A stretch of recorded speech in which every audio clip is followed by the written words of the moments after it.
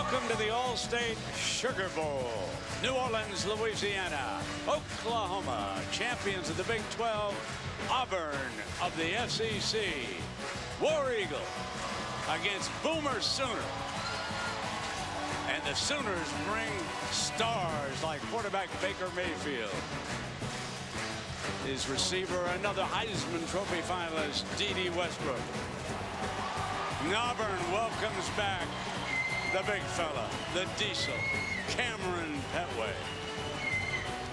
Good evening, everybody, and welcome. With Jesse Palmer, I'm Brett Musburger. Shortly, we'll hear from Kelly Hartung. Jesse, we always get good games out of the Dome in New Orleans. Yeah, we got a great matchup here tonight, don't we? I think we've got two confident teams, really for different reasons. The Sooners obviously come in running a 9-game win streak. You mentioned it. Their offense features 2 Heisman finalists. They score points in bunches. Their defense really got better in the second half of the season. You look at Auburn, meanwhile, played great defense all season long. They had a 6-game win streak in the middle of the year. They were running the football beautifully, and then the injury bug hit them. To their quarterback, to their running back. They kind of stumbled down the stretch, lost to Georgia and Bama, but at those skill spots, they come into this game tonight healthy, and I think that gives their players and this coaching staff some confidence. I think they feel like they match up schematically very well with the Sooners tonight. Happy New Year, buddy. Happy New Year, buddy. Kickoff is coming up next, but first, a look inside Nissan's Heisman House. Wells Fargo. And that there, my friend, is the Heisman House Garage. It's crazy. Yep. The rest is all you, rookie. Oh, man. Welcome to the Nissan pregame rush. Nissan, premier partner of the Heisman Trophy and the College Football Playoff. We welcome you back to New Orleans, a great city for a big event, and we have a big one tonight. Auburn and Oklahoma in the Sugar Bowl. Gus Malzahn and the Tigers poised to come out of their tunnel.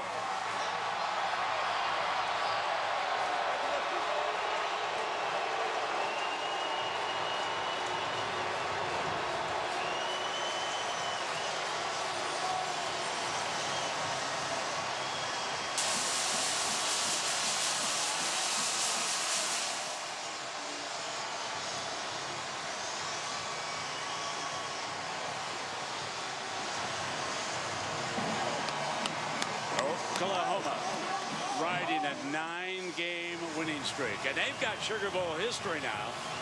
They went to 3 straight appearances, late 40s, early 50s. And oh yes, back in '72 they defeated Auburn 40-22, and then 1972 they shut out Joe Paterno and Penn State. And then their last 2, but note that one on the bottom, folks. 3 bowls ago, 45-31 over Alabama. High-flying Sooners, champions of the Big 12, and here they come.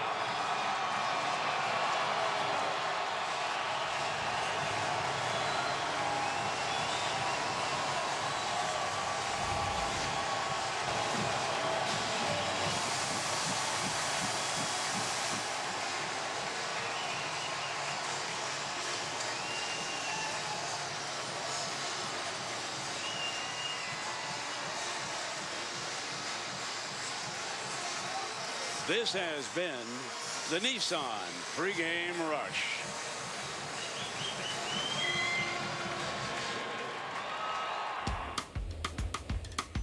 No one comes here looking for R&R.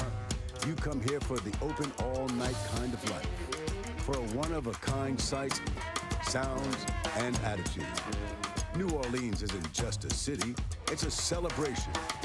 And tonight, the Big Easy's Party Central is the Sugar Bowl. These are the Sooners, a high pedigree program.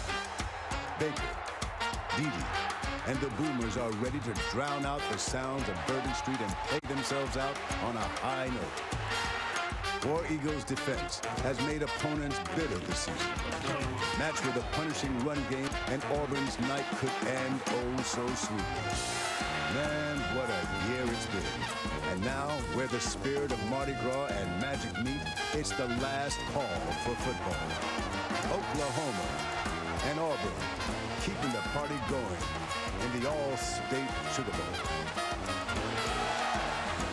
And welcome, folks, to the All-State Sugar Bowl.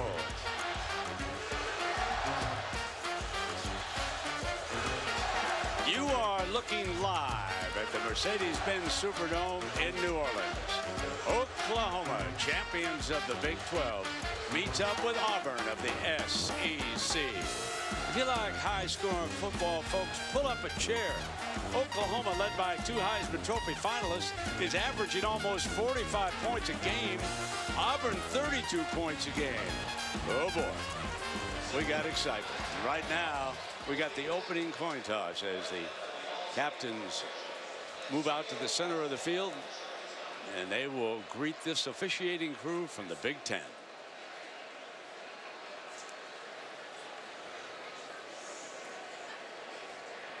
Gentlemen, congratulations on your selection to play in the 83rd Annual All-State Sugar Bowl. We're going to flip a special coin tonight. The coin is special in that on one side of the coin has the helmets of both teams, which will be the heads. And on the flip side of that is the All-State Sugar Bowl logo, which will serve as the tails. Okay? Any questions? Flipping the coin will be Mr. Matt Winter. He is the president of Allstate Company, as well as the chief executive officer of Allstate Insurance Company. Auburn, you are the visitors. Heads is the call. Mr. Winter, if you be so kind. It is a heads. Auburn, you won the toss. You'll receive. Which way do you care to kick? What? Which way do you want to kick? Why don't you turn your back that way? Auburn, turn your back this way. Auburn has won the toss and will receive.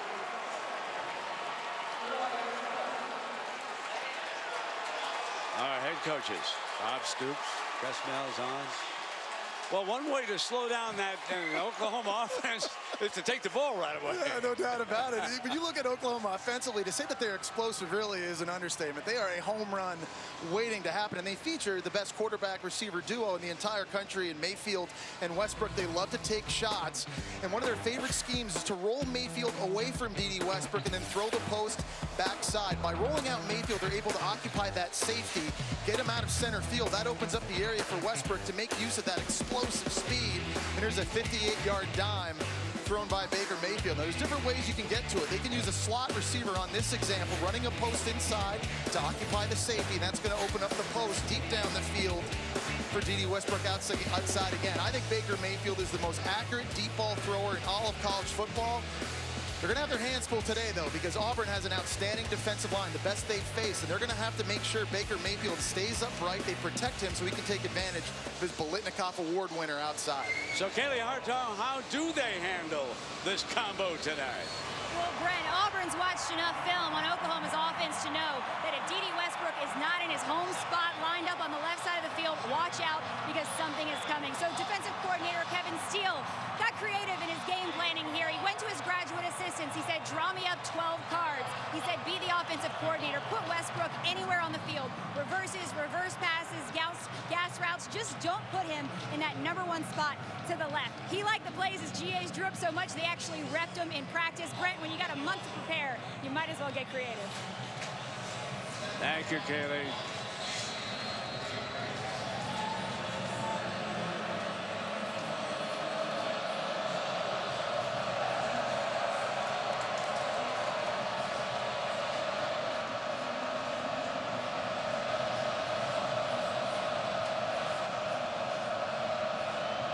Must be the shoes for the kicker, huh?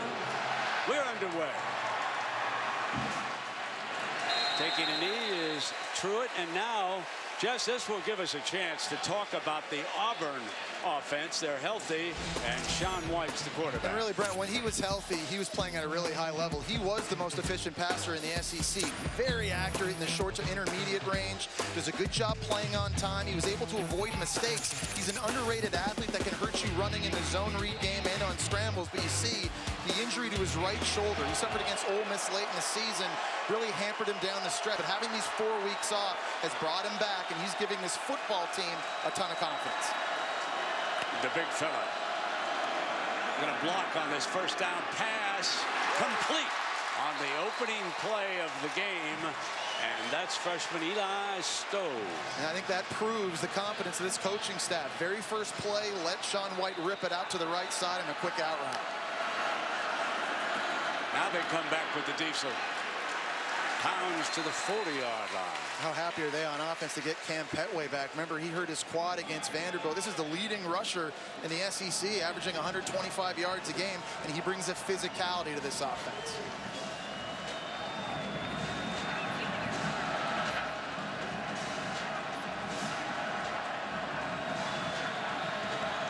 Up under center. Got the jet sweep handoff on it and they come right back with Stowe. Just short of the first down. So the key on that play was the quarterback moved up right underneath the center. Here is third down and manageable. And Brent, Auburn's trying to get physical. They're playing with 6 offensive linemen right now, trying to push Oklahoma around. Stowe motions again. They come back with Petway. Easy first down. Cruises across midfield. What a difference when number 36 is healthy and number 13. Yeah, Petway, 6 feet tall, 240 pounds, and is a punishing runner. He's the type of guy that gets better as the game goes on. And as you're seeing, he can wear down a defense.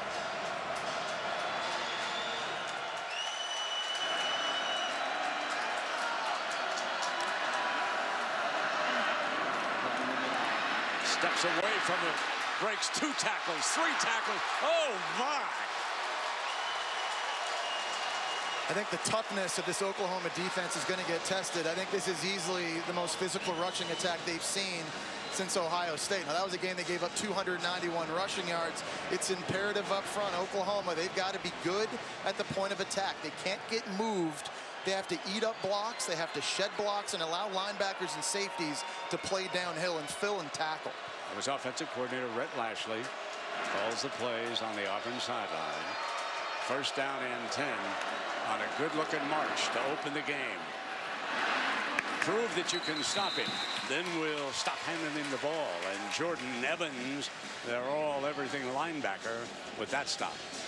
Well, right now, Auburn showing a lot of different looks and a lot of different formations and a lot of different personnel packages. They played a lot in 6 offensive linemen early in this drive. Now they're back to a more conventional style. There's Rhett Lashley, their offensive coordinator, calling plays. Play action. Complete. That is when White is the best passer off play action. He hit Kyle Davis, another freshman. So it is the 2 freshman receivers who have made an impact early as Tony Stevens checks in for Auburn. Gus Malzahn desperately wants to finish off this opening drive.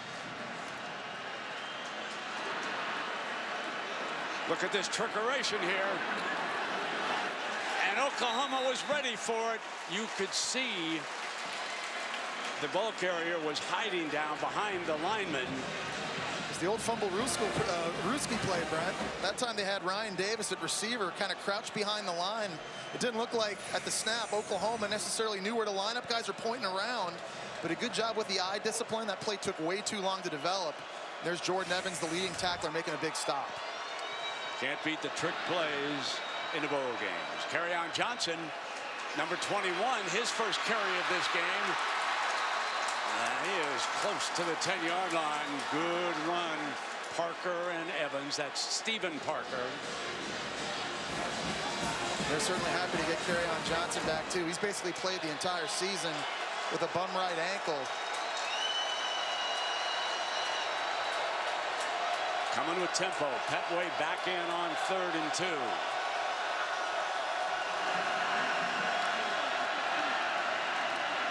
The right side of the offensive line for a first down. He moved in behind Braden Smith and Robert Leff that time, and that stop was Okoronkwo. Good movement up front. You mentioned it, Brent. Right tackle Robert Leff got some push on Neville right here. That's the key, able to wash the right side of that defensive line down, and that gave Petway the space increase he needed to go and convert that first down. Wildcat formation. Johnson. And carry it to that right side. Was Oklahoma offside on that play on the right side of the defense, or were they brought off? Let's see here. Yeah, he was. He got a jump, and I thought he might have hit that neutral zone. Defense number 31. 5-yard penalty. 18th first down. That's Obo Okoronkwo. He's the best pass rusher for Oklahoma. He's going to be coming up down here. Just gets a little bit too much of a jump pre-snap.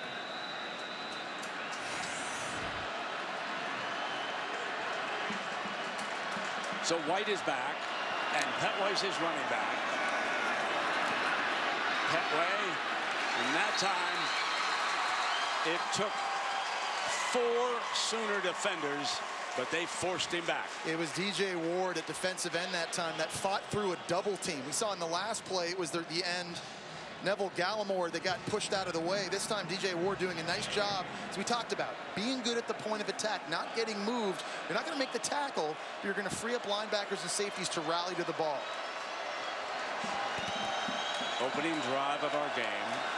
2nd down and 5. Petway is tripped up. Stephen Parker penetrated. Number 10 was able to get a hand on him and trip him up. Oklahoma's Mike Stoops, their D coordinator, trying to find creative ways to get more bodies close to the line of scrimmage and involved. They bring pressure off that left side. We've seen them bring Okoronkwo. That time it was the safety, Stephen Parker. 3rd down and 5. Rolling to the left. Going to keep it. Very close to a 1st down. Wow.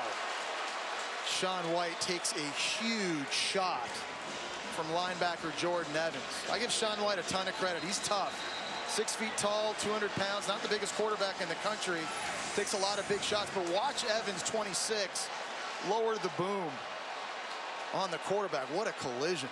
A Sooner player is shaken up, and the training staff is tending to Jordan Evans after this hit.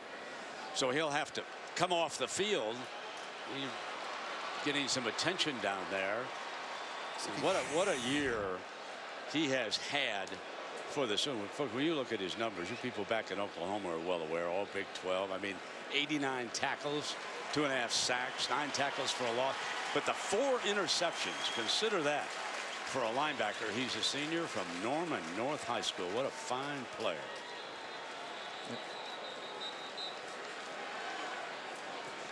So decision time for Gus Malzahn. I think late in the season with all the different injuries they had, without a doubt, he'd be going to his special teams SEC Player of the Year and Daniel Carlson for the chip shot field goal to pay off this first drive. But you wonder what the decision process is now, having Sean White healthy, having Cam Petway healthy, and it looks like Gus Malzahn's going to go.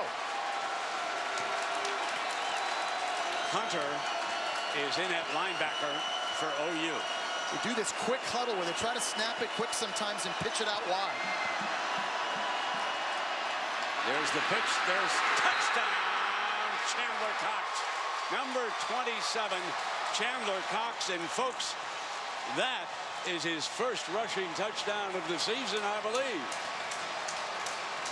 Well, a nice job getting to the line of scrimmage quickly. There were a ton of offensive linemen to the left side of the center. And they were basically able to outflank Oklahoma and get a great drive off the ball, get some movement. There's Chandler Cox, who normally plays that hybrid H-back, fullback position, normally a blocker. Nice run, pay dirt early. Daniel Carlson. Tyler Stovall's the holder.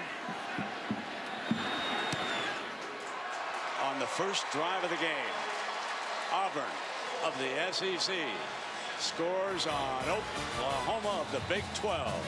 But it will be high fly in Oklahoma's turn when you come back to New Orleans.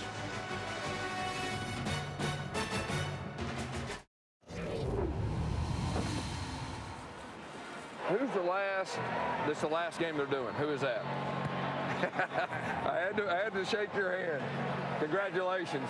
Fresh leg, baby. Fresh legs. Feel good? Come on. Is it, baby? Go, Cozen. Come on, Braden. Go, Dampier. There we go. Dressed out. How about that, baby? Let's go 99.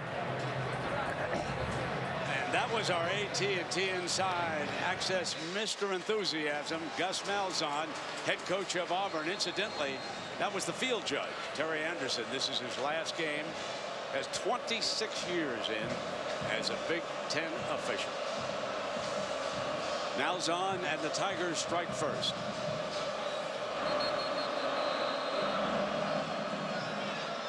Ball blown off the tee from Carlson.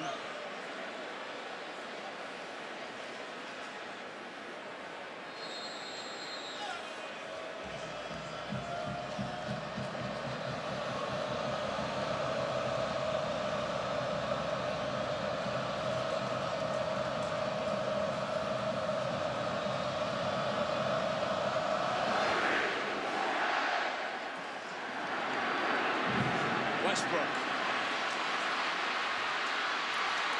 Oh, lit up short of the 20-yard line.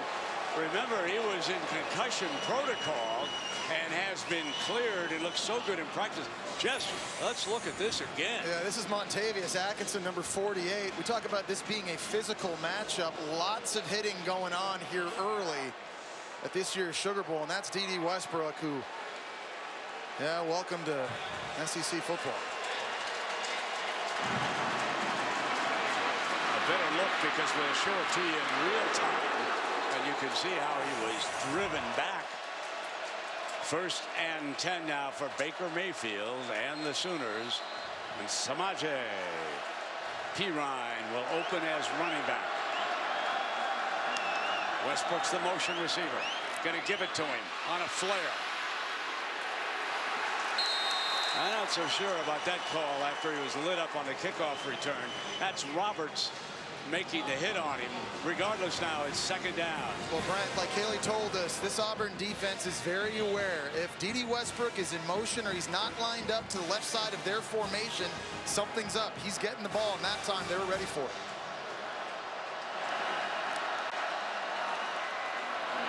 Play action. Mayfield in a foot race. Throws on the run, complete to Basquin. Nick Basquin. And that's what Mayfield does so well.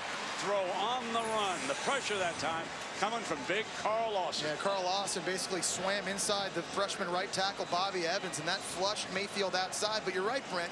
Mayfield does such a good job keeping his eyes downfield. He scrambles to throw, not to run. Firing deep left side. A hand on it was Basquin and couldn't pull it in.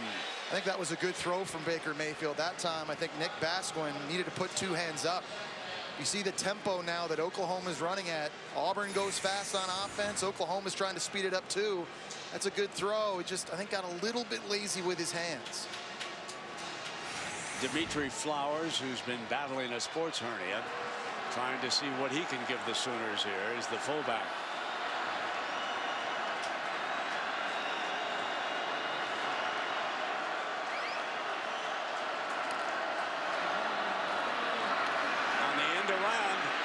Westbrook with that great speed, but short of the 1st down against a speedy Auburn defense. Trey Williams there.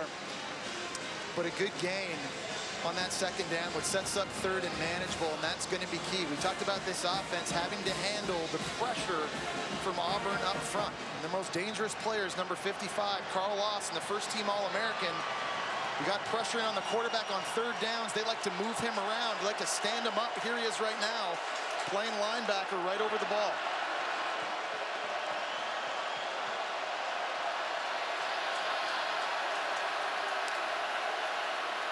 There's Mayfield firing sideline, and it's terrific grab by Meade on that far side, but he was out of bounds. Yeah. Meade went up in the air to try to high point this, but while he was in midair, he got pushed by Davis out of bounds. And watch where that left foot lands. Lands right on that white line. I think that was a good call by the referees. Contested throw. Let's see if replay takes a look at this. Yeah, it looks like, Jess, you were all over it. That toe was out of bounds. No question about it. Austin Siebert, who does everything. He punting for OU. Roberts back deep. Penalty flag on the play.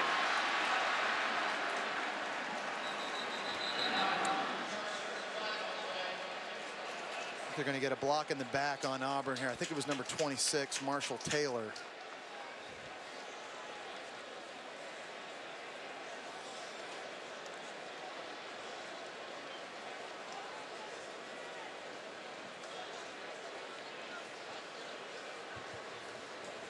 During the return, illegal block in the back, return team, number 26. Half the distance to the goal, first down. Timeout. Well, we'll take a break here from the Sugar Bowl. Auburn scored the first time they handled the ball. Can they make it 2 for 2? We're about to find out.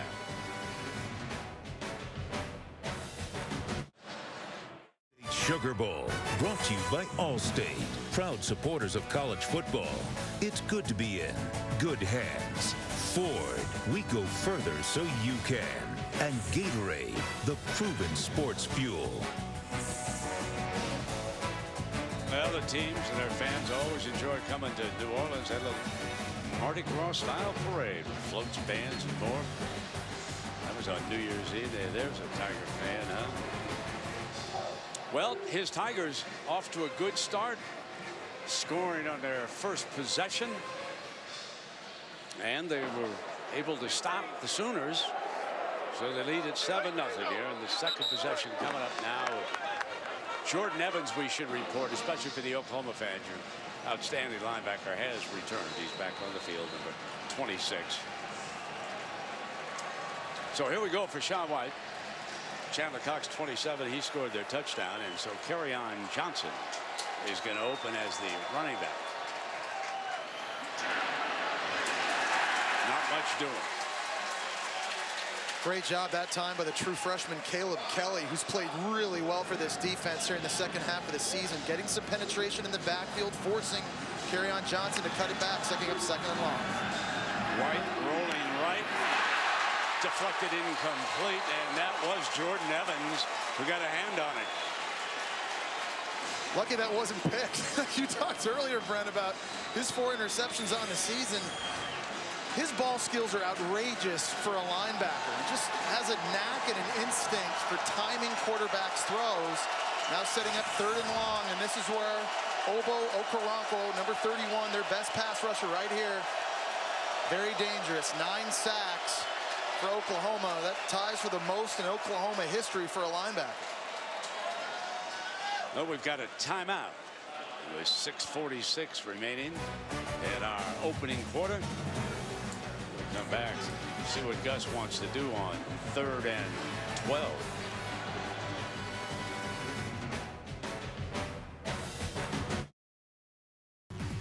Now this college football season, stream every game live on the ESPN app and on Watch ESPN. Download the app or visit watchespn.com today. 3rd down and 12 coming up for Auburn with the ball just outside their own 5-yard line. Got a new quarterback in the game, Brent. John Franklin, their fastest quarterback, now lined up behind center. Quarterback draw play, couple of yards, tackled by Evans, who made the play on that pass, and Auburn forced to punt it away. Good stop by this Oklahoma defense. That'll give them some confidence. First drive of the game, Auburn marches down the field, 14 plays, 12 of them running plays, scoring a touchdown on a 4th down, and this defense responds here in their second possession, forcing a 3-and-out. Here we go. Number 11 is back deep. Set to give Oklahoma decent or excellent field position.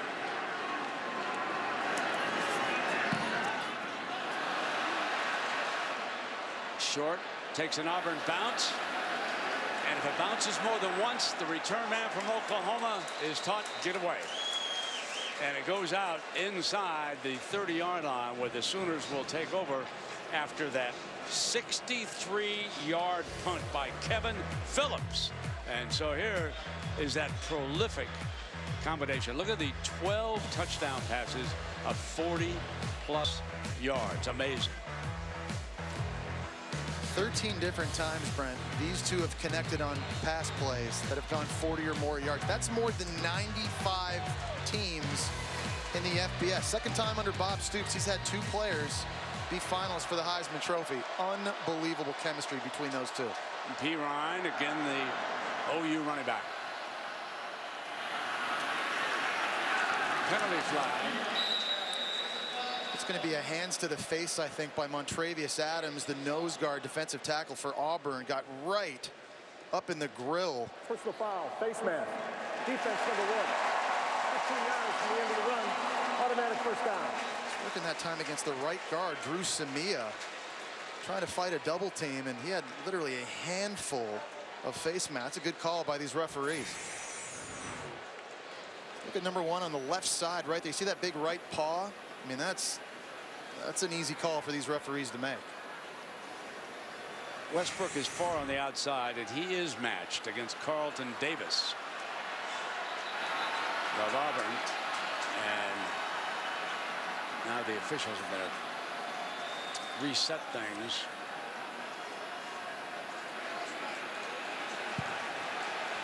They want to get the right spot at the penalty. They didn't have it. The ball should be at the 46-yard line of OU, and they move it there.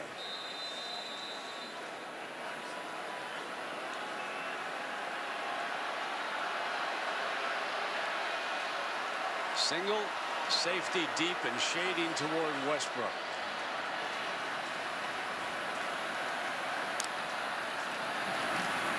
Mayfield throws in that direction, incomplete. It was the underneath man, Geno Lewis, who he was aiming for, and Westbrook was going deep. Well, Brent, anybody that plays Oklahoma has a pick your poison dilemma. Do you want to load the box to stop P. Ryan and Mixon, or do you want to double cover Westbrook? Right now, Auburn has decided they're going to try and stop the run, and they're going to leave Carlton Davis one-on-one against the best receiver in college football. If I'm Baker Mayfield and I'm seeing that outside, I have to make them pay for that. I have to take shots.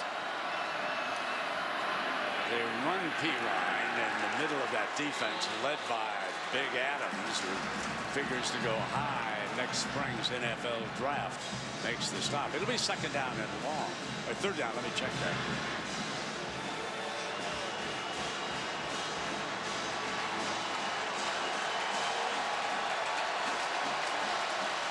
Joe Mixon checks in for the first time here in this game. He is a superb receiver coming out of the backfield. Mixon on the field for the first time tonight. Third down and 9.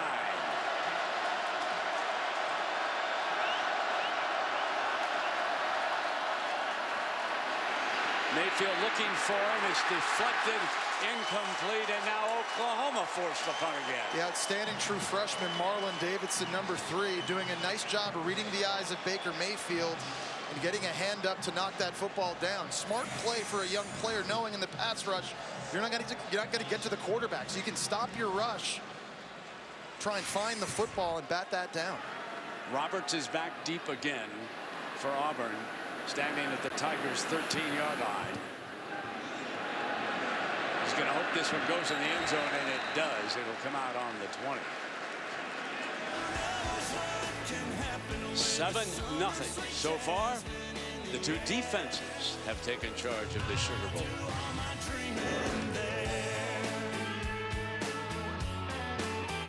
New Orleans, it ain't like nowhere else. Play action, complete. There's the pitch, there's touchdown, Chandler Cox. Aerial coverage provided by Goodyear, committed to honoring blimp-worthy athletes who demonstrate hard work on and off the field. Goodyear, official sponsor of the college football playoff. So Auburn coming out here with a 1st and 10. Meanwhile, out in Pasadena, tied at 49. USC setting up to attempt a winning field goal after an interception.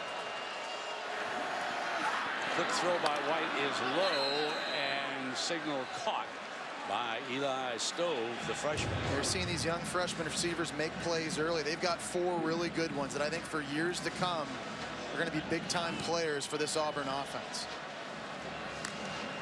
Good. USC 52, Penn State 49, and here Petway Got stopped Evans by again on another stop, and USC celebrating an unbelievable win out in the Rose Bowl. Those folks will be coming on in here now to watch the Sugar Bowl. They got to take a breath first, not Jess? We've had some really good New Year's 6-day games, haven't we? Terrific. First down and 10. 350. Quick pitch out to the outside. Will Hastings, a great little story, Jess, that kicker right here. Yeah, he's a backup kicker last year that was kind of an onside kick specialist, but a really, really good route runner, and he's kind of found a role in this offense this year. He's made a lot of plays on third down, and they're nice seeing him get a catch here early. Second down now for the Tigers. In trouble. Throws it away. Saves a loss that time because in on top of him is Okoronkwo. And watch him split a double team. Too much speed coming off the edge right, slipping inside of the right tackle Robert Left and the right guard Braden Smith. So much speed at 6'2", 245 pounds. He's been a menace early. He was basically unblockable against Oklahoma State in the de facto Big 12 title game.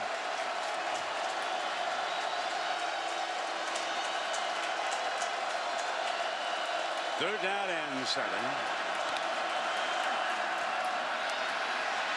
White steps up in the pocket, incomplete. And Auburn, after an opening drive touchdown, forced to punt it away again. Yeah, and that time it was Okoronkwo on the coverage. We've seen tremendous pass rushing skill all season long. That time he lined up looking like he was going to rush after Sean White. Got back into coverage, did a great job. Nowhere for Sean White to go with the football. 2 impressive drives back-to-back now for this Sooners D. So here's Kevin Phillips, the punter. Saw his mom and dad in line over at Mother's here at a New Orleans restaurant that's legendary with the folks. And he's got a good leg. Westbrook did not fair catch it.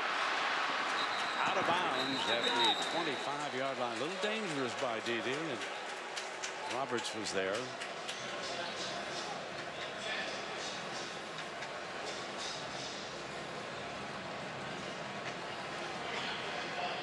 During the kick, holding number 2 on the return team. 10 yards from the end of the kick. First down.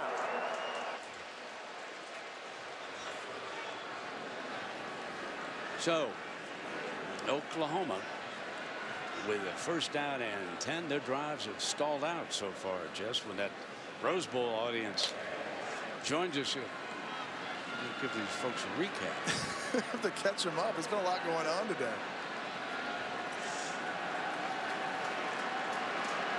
Ball is put down inside the 10-yard line now.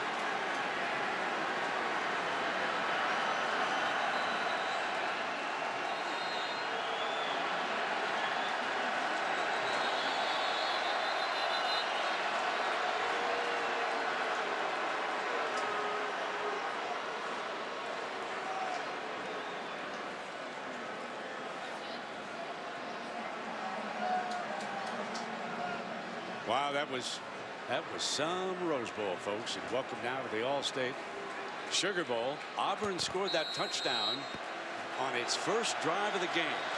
And after that, the two defenses have been standing tall. This is Baker Mayfield, the all Big 12 quarterback, handing off to Joe Mixon, who did not start the game. Samaje Perine, he was the running back for a couple of series, and now they're going to bring in Mixon.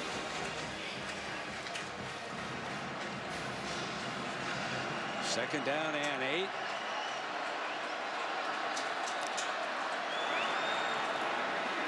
Rolling to the left. In trouble, back in the end zone.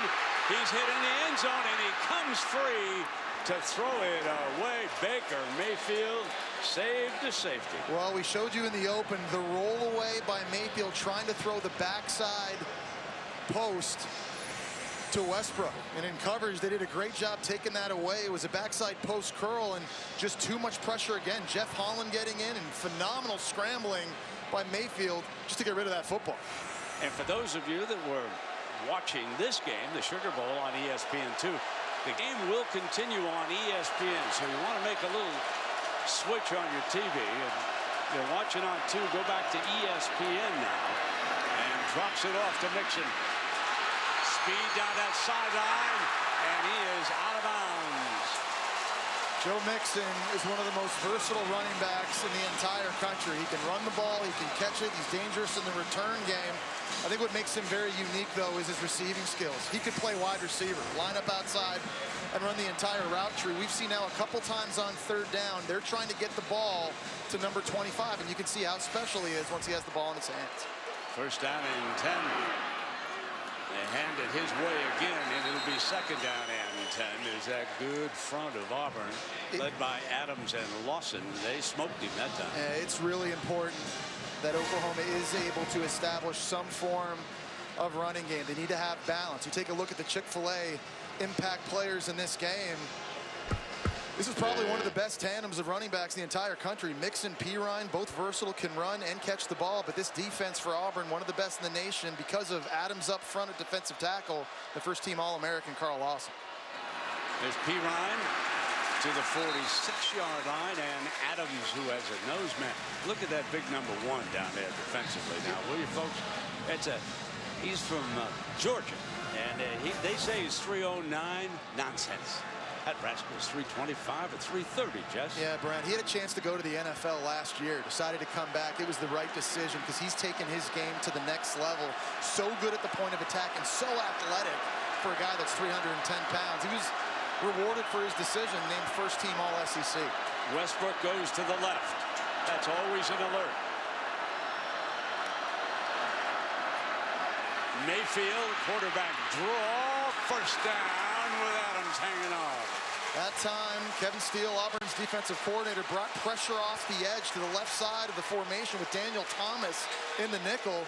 Baker Mayfield saw it, and tremendous athleticism climbing up in the pocket, then actually dragging, I think it might have been big Montravius Adams to get this 1st down. Watch this, look at number 1 get off the block. It's a 310-pound body that Baker Mayfield's dragging with him. He's only 210 pounds himself. Ball just across midfield for a 1st down and 10. Westbrook will motion it. They fake it to him. And they come back with Mixon to the 30-yard line. Daniel Thomas, a freshman from Montgomery, Alabama, forced to play, made the stop, but it's a 19-yard gain. And as you can see, it's coming back. Personal fouls, chop block. Offense, numbers 78 and 58. 15 yards from the previous spot. 3-pick 1st down. You don't want to be chopped blocked by 78, folks. That's Orlando Brown. He's about 6'9". You want to take a look at this rascal. Yeah, so watch number 78 over here. He's the one kind of getting involved on it. There's going to be a chop on number 95. You see the high-low combination right there on Dontavius Russell. You can't be engaged with an offensive lineman and then have someone cut him out from underneath. It's a dangerous play. Good call by these referees. Knew his daddy. Passed away. Played about 10 years in the NFL. Daddy was known as Zeus. You're looking at baby Zeus out there now, 78. Not quite sure who to hit on that one, was it? That'll happen to a big offensive lineman like that. We come to the end of the 1st quarter.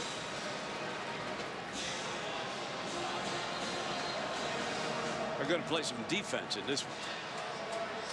Auburn with a 7-0 lead. And if you just joined us from watching that dramatic Rose Bowl, Auburn scored on the 1st series of this football game. Won the flip, took the football, went up 7.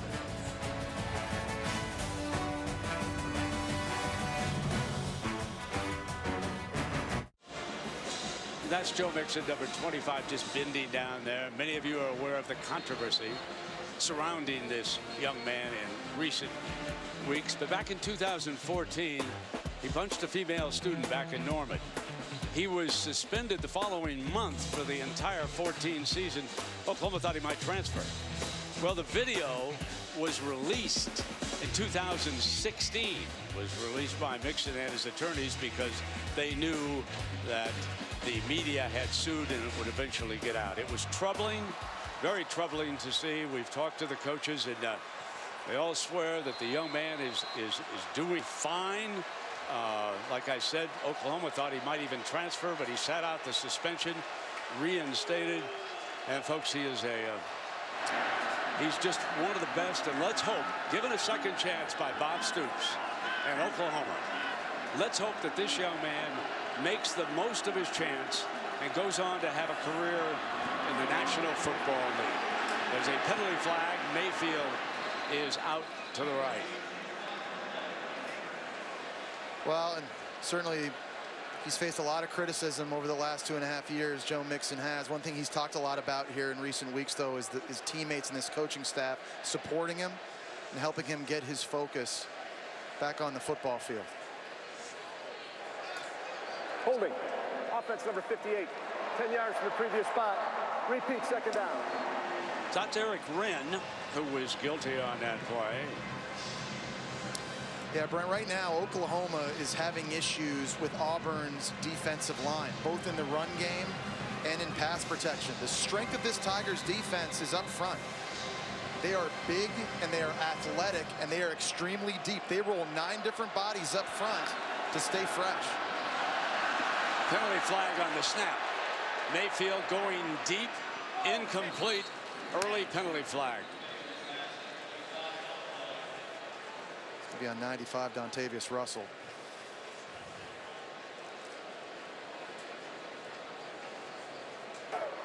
Offside, defense, number 55.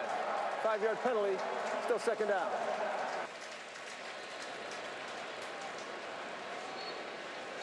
Well, Monday, college football national championship game presented by AT&T. Rematch, Clemson and Alabama, 8 p.m. Eastern time. Last year, the Tigers hung a 40 on Alabama, but the Tide rolled for 45. It was a dandy.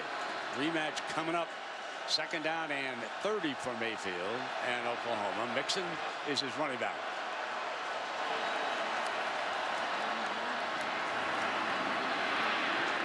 Mixon slips in. Davidson, very talented freshman for Auburn with the stop. You're going to hear his name a lot around the SEC. You know, Jess, one of the things that's happening in this game, this is boiling down to big boy football all of a Yeah, sudden. it really is. And I think in these second and third and long situations now, Auburn is going back to that too high safety look, trying to give help on D.D. Westbrook because they have a lot of confidence in their front four to get pressure on Baker Mayfield without having to blitz.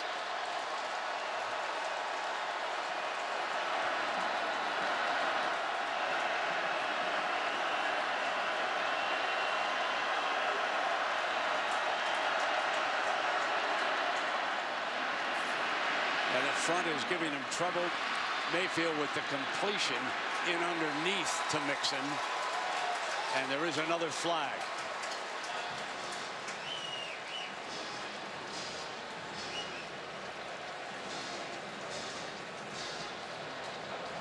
Offside, defense, number 55. 5 yards from the previous spot. Repeat, third down. That's Carl Lawson. Yeah, I think that time, Brent, he was just lined up in the neutral zone. It wasn't that he flinched. He just wasn't being careful. You're going to see him playing at end. Way outside here, it's kind of a tough angle to see that. That hand is right there, right on the black line. It's a big mistake by that defense now, making this third down a little bit more manageable. We've seen now a lot on third down. Oklahoma, they've done this all year. They're throwing the ball to their running backs. Baker Mayfield has not had time to set up. This time he rolls the pocket to the left, throws hard back to the right. Mixon, look out. First down at the 30-yard line. We told you what an outstanding receiver this young man is. And a nice wrinkle, finding another creative way to get the ball to the running back on third down. There's the rollout play by Mayfield. They run the post backside with D.D. Westbrook, and Auburn's all over it. But no one covers Joe Mixon out of the backfield. Nice call by offensive coordinator Lincoln Riley. Out of bounds there. That was a quick snap that time by Oklahoma. It didn't look like Auburn was ready for it. Baker Mayfield just went really quick. Watch this. Went to hand the football off to Mixon, kind of looked around, didn't hear a whistle, so he just took off. Smart dude. Heads up play by the junior quarterback. What a neat young man he is to talk to. We got a timeout here with 12:54. Oklahoma with its most serious threat of the evening, trailing the Tigers by 7.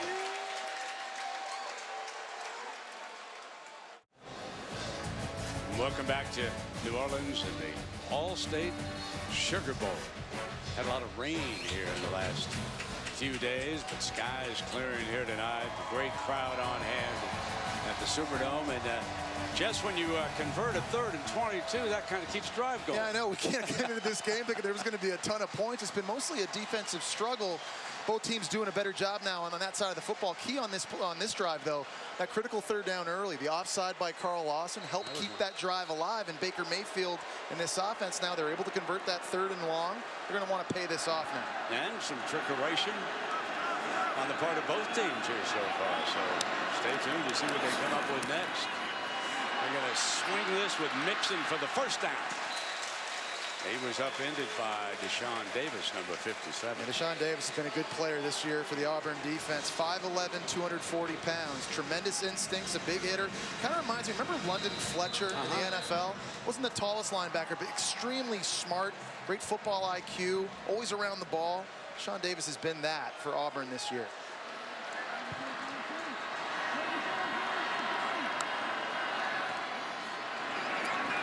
Here's Mixon.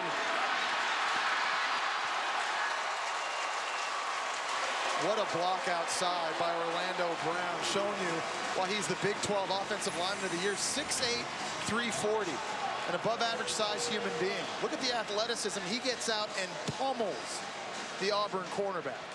Yeah, Baker told me there's a penalty flag on this play. Before I give you that little anecdote, listen to that. After the play, unsportsmanlike conduct. Offense number 78. 15-yard penalty. Still first down. That's Orlando Brown. Now, so Baker said that, and Mixon a little bit shaken up. Hey, he's coming off the sideline, so this ball's being rocked way back, and this stalls this Sooner drive. This ball is going to be brought back to the 20-yard line. But Baker said with Orlando Brown, when he gets over there, Jess, when he's rolling, he said, I can't see anything. He's a total eclipse. Yeah, no, that's the worst. I mean, when I played, I'm not a tall quarterback. I said, all I could see is his butt. We've done a good job throwing around it this year, I'd say. Good news for the Sooners. We are on cable, aren't we? Yeah, that's right. Yeah. Those people listening. So Pirine checks in. Mixon shaken up. Big play now. Lots of things happen there. It's a first down and goal. Flowers is the fullback.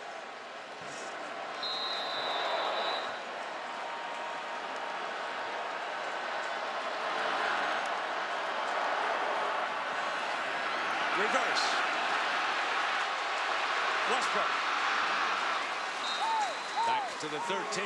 Deshaun Davis again. I think Lincoln Riley's doing a nice job finding creative ways to get their most explosive player outside. D.D. Westbrook, the football. Let's go back to this penalty. Or we're going to watch this play we just saw. And here the reverse again. This time they don't bring Westbrook in motion. They just leave him stationary outside to the right so it doesn't tip off the Auburn defense. Lincoln Riley doing a nice job kind of mixing up some of the looks. But no doubt about it, number 11, he needs as many touches as possible. Second and goal.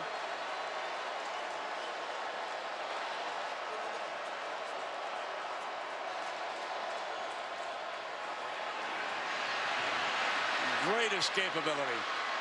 Looking in the end zone, moving a receiver. Touchdown, Mark Andrews. What a great job by Baker Mayfield. What he does best of all, buy time and waits for a receiver to clear. Does a great job buying time. And then he points his tight end, Mark Andrews, who is on the right boundary, back inside. That's a dangerous throw.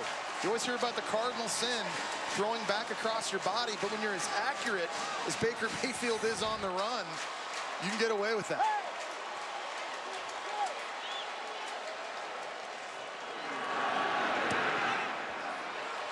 Austin Seabrook ties it up. Good drive, and remember, most of all, they converted a 3rd and 22. But watch him, he looks downfield, escaping away from Adams, plenty of time. The daylight, That's what burns defenses. That's why Baker Mayfield was a Heisman Trophy finalist.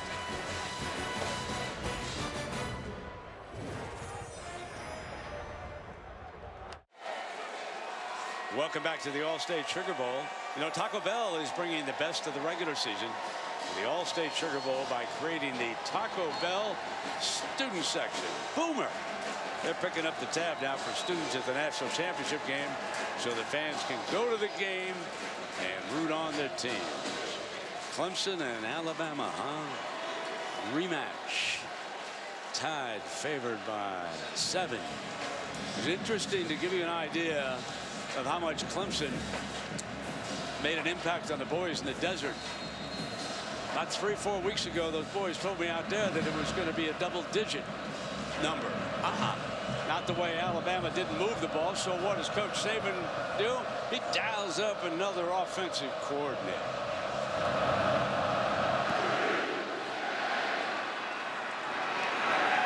25-yard line, and let's check in down below with Caleb. Well, Brent, yesterday, Oklahoma's offensive coordinator Lincoln Riley told us, you know, Baker Mayfield gets this bad rap for being all guts and no talent, when in reality, he is an elite thrower, as you saw on that last drive. Now, he says for Baker, it's all about his mentality. This is a guy who, if you look at their last 2 games of the regular season, West Virginia in a snowstorm, Oklahoma State in a downpour, a lot of guys would have trouble in those conditions, but because of his mentality, he said Baker Mayfield would be fine going out in a parking lot and playing ball. That competitive nature is what gets across to his team. Yeah, Kaylee, he's a guy that I think always has played with a chip on his shoulder, was a walk-on at Texas Tech before transferring. People doubt him, he proves them wrong. He's got Petway, there's a penalty flag. Petway is brought down. Hey, you know, Stephen Parker, number 10, he's been a very active safety for defensive coordinator Mike Stoops. He's been all over the field. A lot of guys lining up in the neutral zone. 31. 5 yards to the previous spot. Still first down. And these are the best pass rushers on both teams. We've seen Carl Lawson do this for Auburn, and now there's Obo Okoronkwo. That doesn't take any talent. You just got to look outside and make sure you're not offsides. What do you say we just call him Obo the rest of Yeah, we can do that. Okay. Yeah, we'll do you a favor. Big favor, my friend. You got it. First down and 5.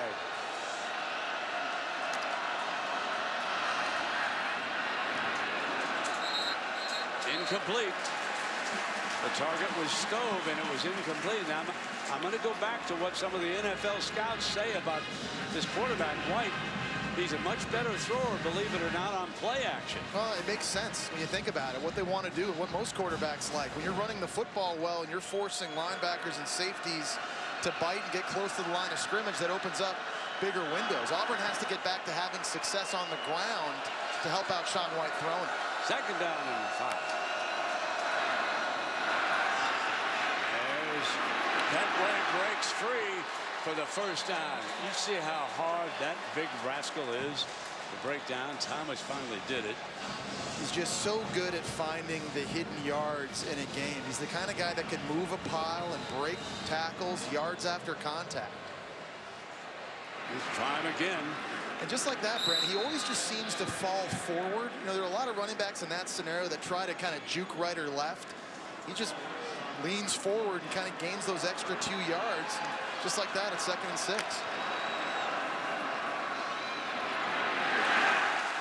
White is upended by Caleb Kelly, that freshman from Fresno, California. Yeah, this run defense got so much better in the second half of the season. I think a big reason why is because they started playing Caleb Kelly more. Way back at the Kansas game, he was the number 7 rated outside linebacker coming out of high school, and at 220 pounds, helped set the edge for this Oklahoma defense. Now here's Auburn.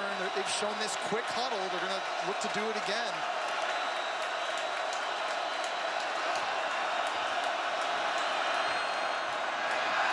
Fake the end around. White. First down, a tough run. Fumble. Auburn recovers it. I think they're going to say he was down. Yeah. So he was down. No fumble on the play. Auburn football. 1st and 10.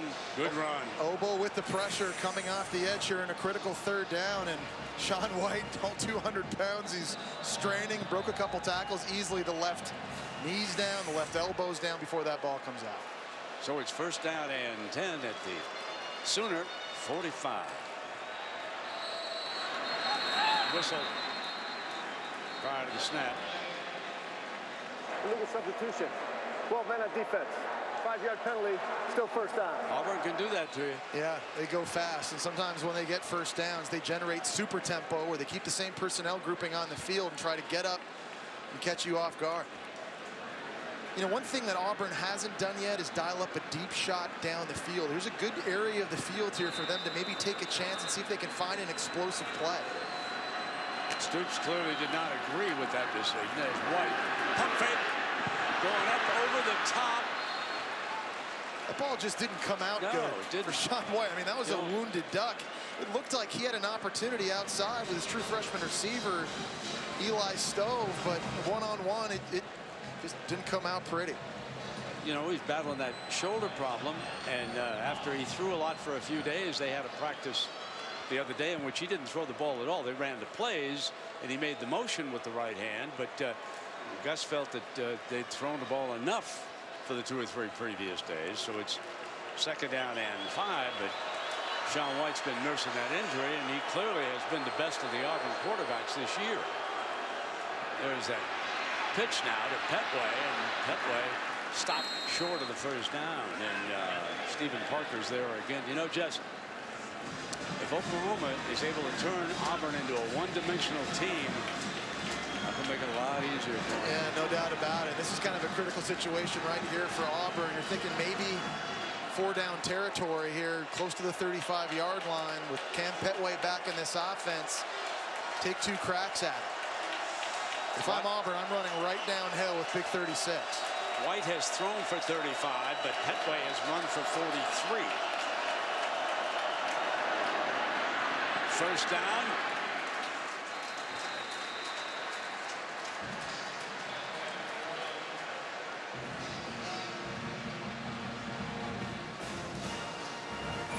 And really no mystery here, just straight up the gut, straightforward and a simple zone play. That play right there really is the bread and butter for this Auburn offense in the run game. When they get the inside zone going, they're really tough to stop because then they can get the play action game going. They get the zone reads going with the quarterback. It gets tough. Petway short of the 30, and for more on Petway, let's go to Kaylee. Well, Brent, he's draft eligible, but he didn't even bother filling out the paperwork to get his draft grade. Back in November, he made it clear to everybody that he's coming back. He tweeted, "For all the Auburn fans asking, I will be back next season. I've got some unfinished business."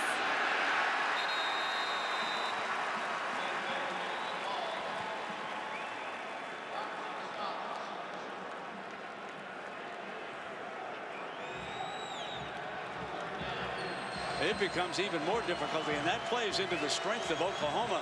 You folks who followed the Sooners, you know how many passing yards that Bob Stoops' team has given up this year. Substitution for Oklahoma now. They take Caleb Kelly off the field. They go to a nickel look, extra DBs in this 3rd and long scenario. They'll try Johnson as the running back on this 3rd and 8, and timeout called by Stoops. We'll take a break. 7:26 remaining in the first half here in New Orleans.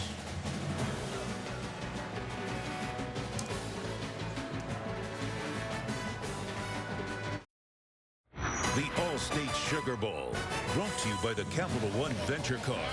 Earn unlimited double miles on every purchase every day. Cadillac. AT&T. Get your entertainment and sports your way from AT&T.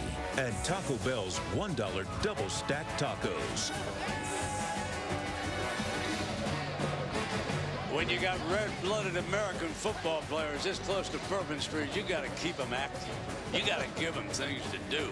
You got to have dance contests. You got to have bowling tournaments. You got 7 days. You don't want anybody breaking curfew in New Orleans. Why, how would that ever happen? Here we go. 7-all now. 7:26 to go. This offense has to get wide receiver Tony Stevens going. Incomplete. Well, one problem with that, Jess, is they're a little disappointed in Tony. He hasn't stepped it up. It's been those 2 freshmen down to stretch for him, Davis and Stove. Oh, and speaking about freshmen, what about the true freshman Caleb Kelly, 19 right here coming off the edge. He's having a monster first half for the Oklahoma Sooners. They're trying to set up the slow screen outside to the running back, Kerryon Johnson, but just too much speed by Kelly. We're excited about this young freshman. So here comes the long field goal attempt by Daniel Carlson. And he's as good as they come in college football. This is a 49-yarder for the young man from Denver. His younger brother is committed to Auburn also. So here we go. He's always the favorite, folks. What a leg.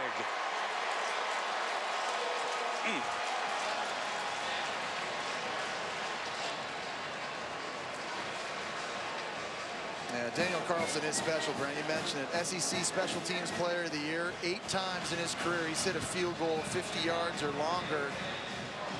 They call him Legatron for a reason. And he said he's going to come back next year. It's great news for Gus Malzahn and the Auburn Tigers. I mean, his football just explodes off his foot. I mean, you can hear it all the way up here. Absolutely. Last foot I heard like that in the Sugar Bowl. Man by the name of Janikowski. First name Sebastian, Florida State. Let's go to get more on Carlson. Here's Kayla. Well, Brent, Carlson's family on his mom's side, Alabama fans. How about that for an Auburn kid? Now his grandfather told him before they played Alabama, hey, you can kick 6, 7 field goals, but I still want Alabama to win the game.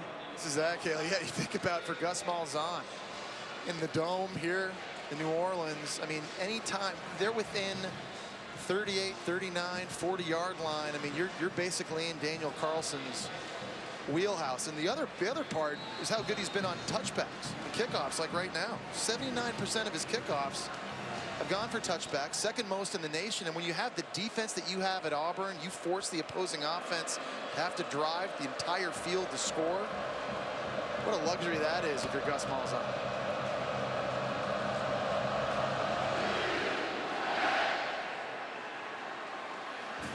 And if you're watching scouts, there's also that. Well, celebrating its 12th year sponsoring the Good Hands Field Goal Net, Allstate makes contributions to participating university general scholarship funds for each field goal and extra point kick. To date, Allstate has contributed millions in scholarship funds, and we certainly thank them for that. We're here at the Allstate Sugar Bowl on a Monday night. Can you believe, folks, it's 2017. Hope you had a wonderful celebration the other night.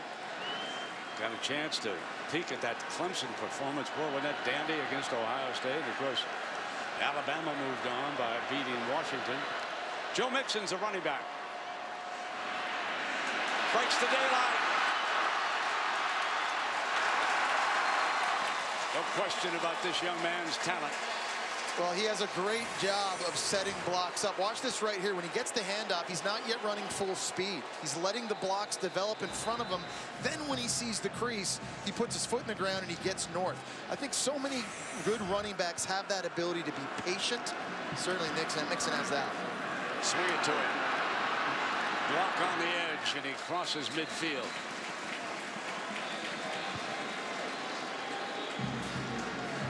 So we get word that James Andrews, yes, that's the noted orthopedic surgeon, he's looking at Sean White's throwing arm over there on the sideline, and Mr. Franklin is up and loosening up, and it's been a troublesome couple of months here for White with that shoulder injury. Missed the last couple of games, actually was re-injured again in the Georgia game in which they lost.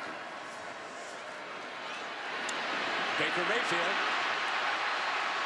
How did he get out of that?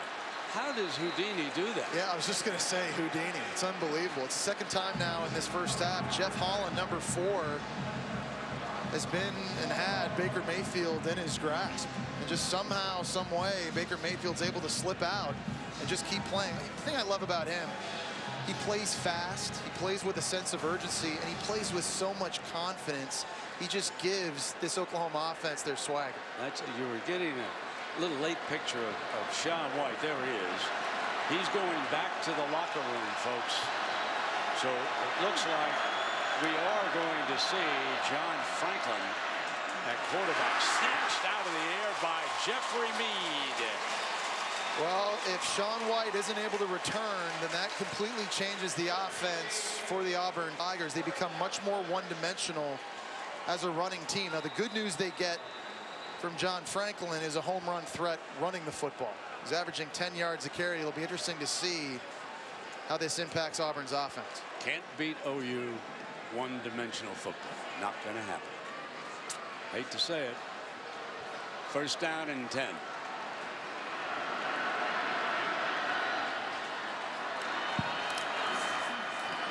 Play action. And he handed it off to him indeed. And fooled me, but not that defensive front of Auburn. Yeah, they're just so deep up front. That time, number 95, Dontavius Russell, just defeats a double team and almost makes the play himself. And the real key, I think, all season long for this defensive line is getting number 55, Carl Lawson, back healthy and getting him on the field. Remember, 2 years ago, missed the entire season with an ACL injury. Last year, 6 games with a hip. But he's been able to stay healthy. He's been living in the opponent's backfield. That's Baxter, number 1, motioning toward the top of your screen.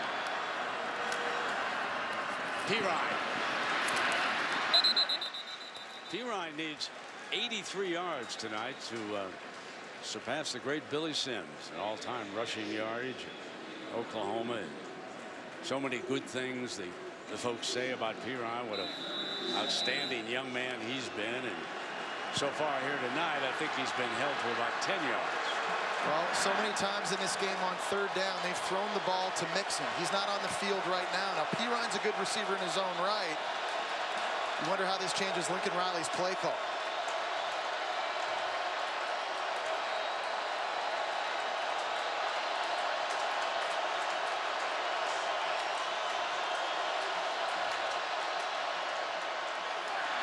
Pirine crosses the 30-yard line. Well, I hope, you know, Coach Saban, he's a workaholic, but I hope he's able to sit back and relax and watch this game a little bit because, you know. I'll tell you what he's doing right now. He's in a film room, and believe me, he's got his hands full watching this explosive Clemson offense and trying to help Steve Sarkisian catch up on the playbook. Wishful thinking. Boy, that was a softball pitch for you. Well, good. All right, fourth down. They're going to go for it now on 4th and 4, and they bring Mixon into the game.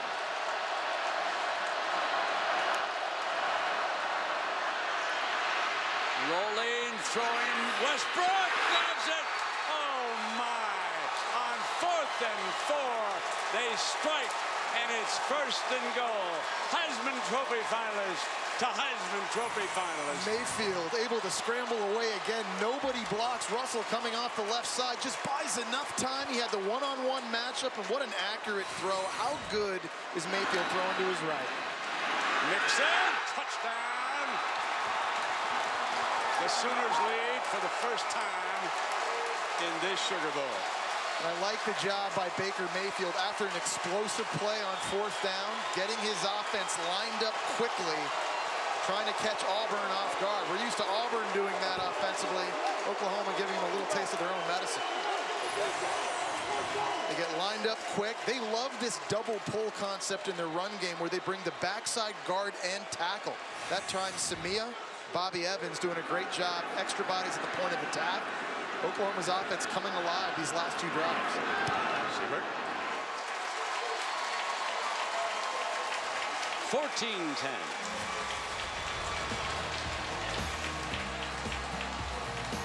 Mixon for 6.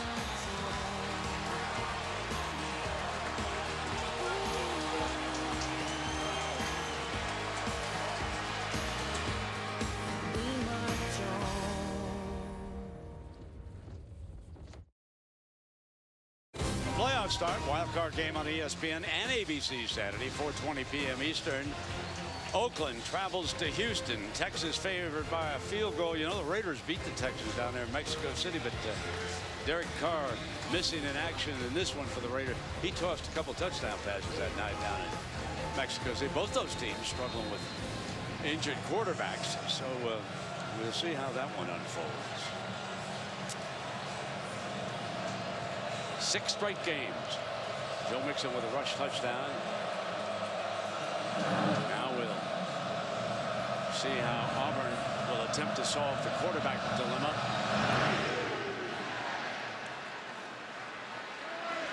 From the 2, Kerryon Johnson. Kerryon stopped at the 15-yard line, and we check in with Kaylee on Shaun White. Kaylee. Well, Brent, we know that Shaun White has been taken underneath the stadium for an X-ray on his right forearm with orthopedist Dr. Andrews right by his side. And so we can see John Franklin, young man out of Fort Lauderdale, Florida, went to East Mississippi Community College for a time, and that was better known as Last Chance U. And you folks want to get yourself a little Netflix series and enjoy watching JC football. I highly recommend it. Jesse's the one that tuned me on to it. It's must-watch TV. They're doing season 2 now. Petway's in there with Frank. Frank was a very good runner, by the way. And you know, that might have kept him in check and opened it for Petway, because on this read option, you better keep an eye on number 5. Yeah, you're absolutely right, Brent. It changes everything now for Oklahoma's defense. They love zone read type plays now with John Franklin in the game, and because of that speed, you have to honor it outside. You've got to slow down your rush and make sure he doesn't keep the football to get outside, because he is explosive. Again, averaging 10 yards a carry, and you're right.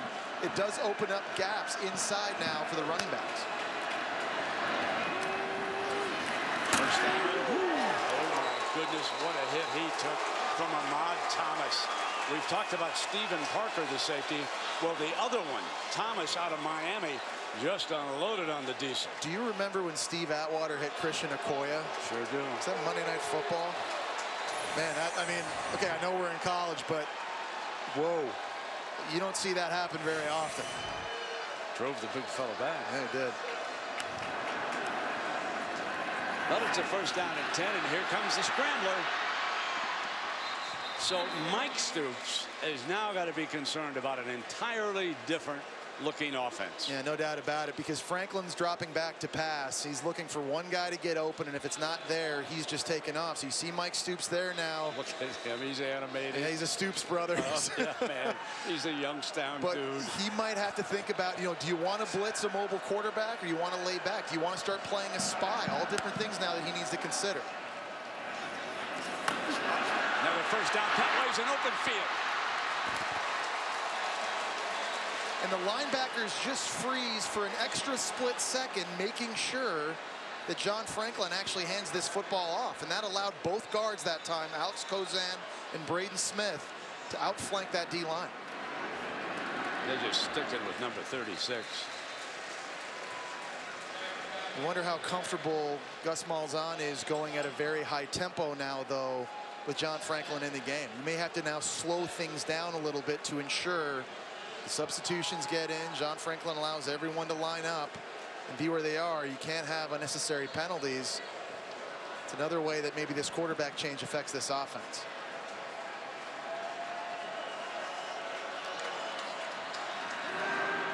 First pass of the game. How about that? Right on the money to Stoke.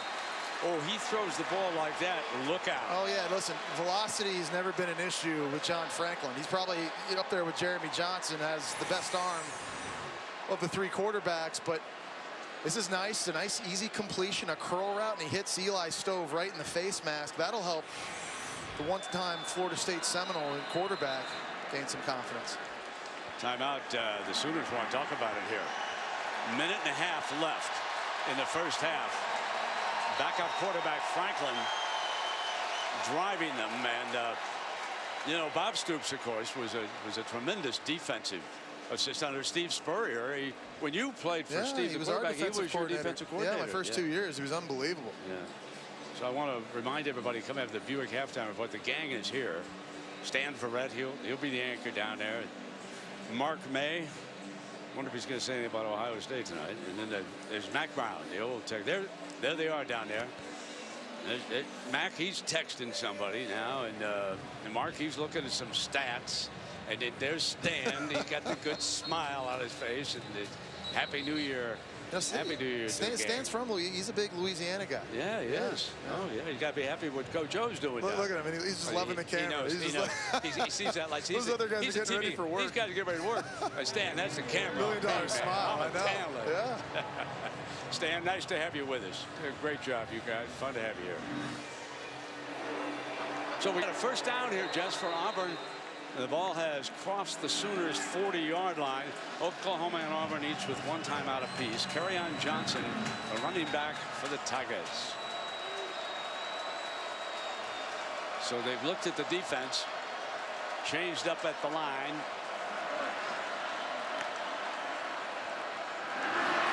Franklin going to fire again, and it's snatched out of the air at the 26. Tony Stevens, holy Johnny Unitas, what's going on here? Well, there's big Tony Stevens, the guy that was their leading receiver, and he kind of disappeared in the second half of the season, but that 6'4" frame and catch radius, reaching back and looking good. That was a twisting gain there by Johnson. It's a big drive, Brent, for this offense. They need to try to generate some points here at the end of the half and kind of re-seize some of this momentum that Oklahoma has taken away. Remember, the Sooners are going to receive first in the second half.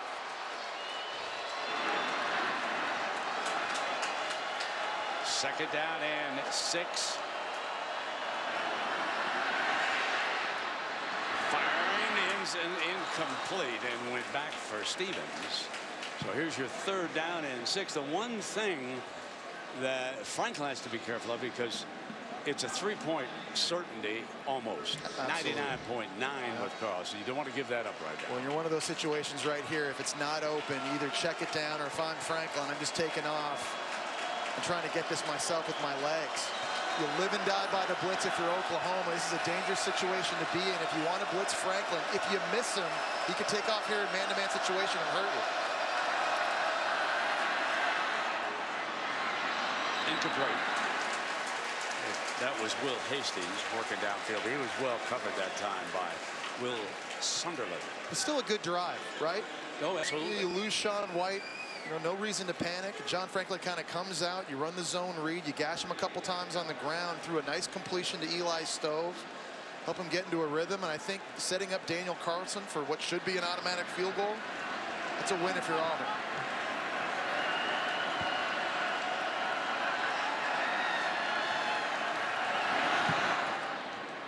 .39-yarder, 2 for 2.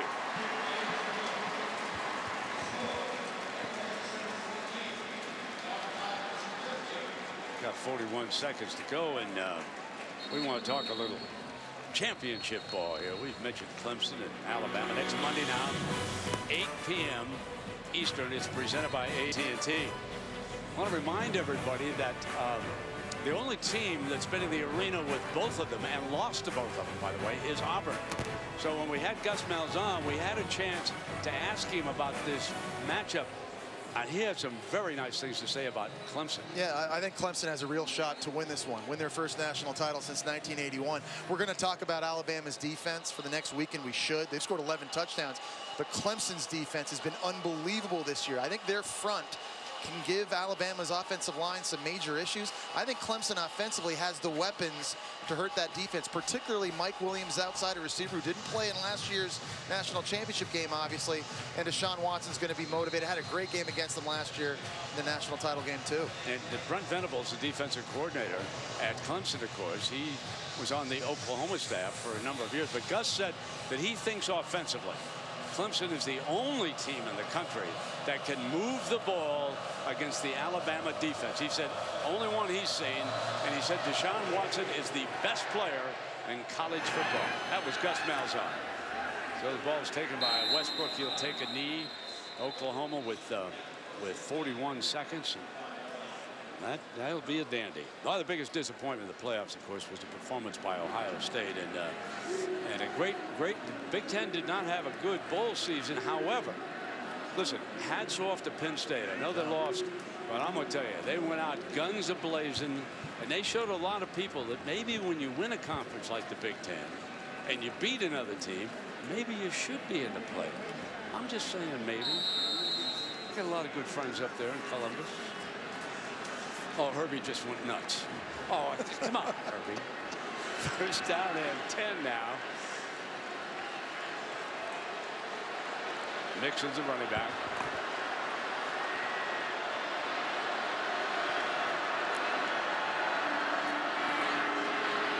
I was going to say, as explosive as Oklahoma is with the receivers they have and the quarterback they have, I think in a lot of other games, 41 seconds to go and a timeout in their back pocket, they'd be throwing and trying to at least get a field goal out of this. But I think because of how disruptive Auburn's been up front on defense, I think right now Lincoln Riley and Bob Stoops are happy just to run this clock out here at the end of the half, go in at halftime with the lead.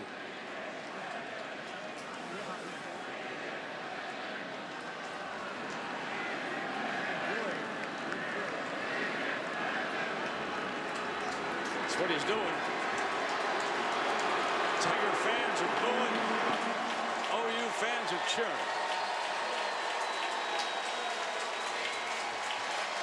And Bob knows that his offense will receive the second half kickoff. We got a 1-point ball game here. Favored Oklahoma 14. Auburn 13 in New Orleans. Coach Stoops is with Kaylee, so let's go to Kaylee. Well, Coach, the combination of Baker Mayfield and D.D. Westbrook's been lethal all season. What has Auburn done to make that connection difficult today? Well, they're covering well, and you know that as much as anything, and there isn't anything special that we've got to go to D.D. all the time. We've moved the ball pretty well with the other guys.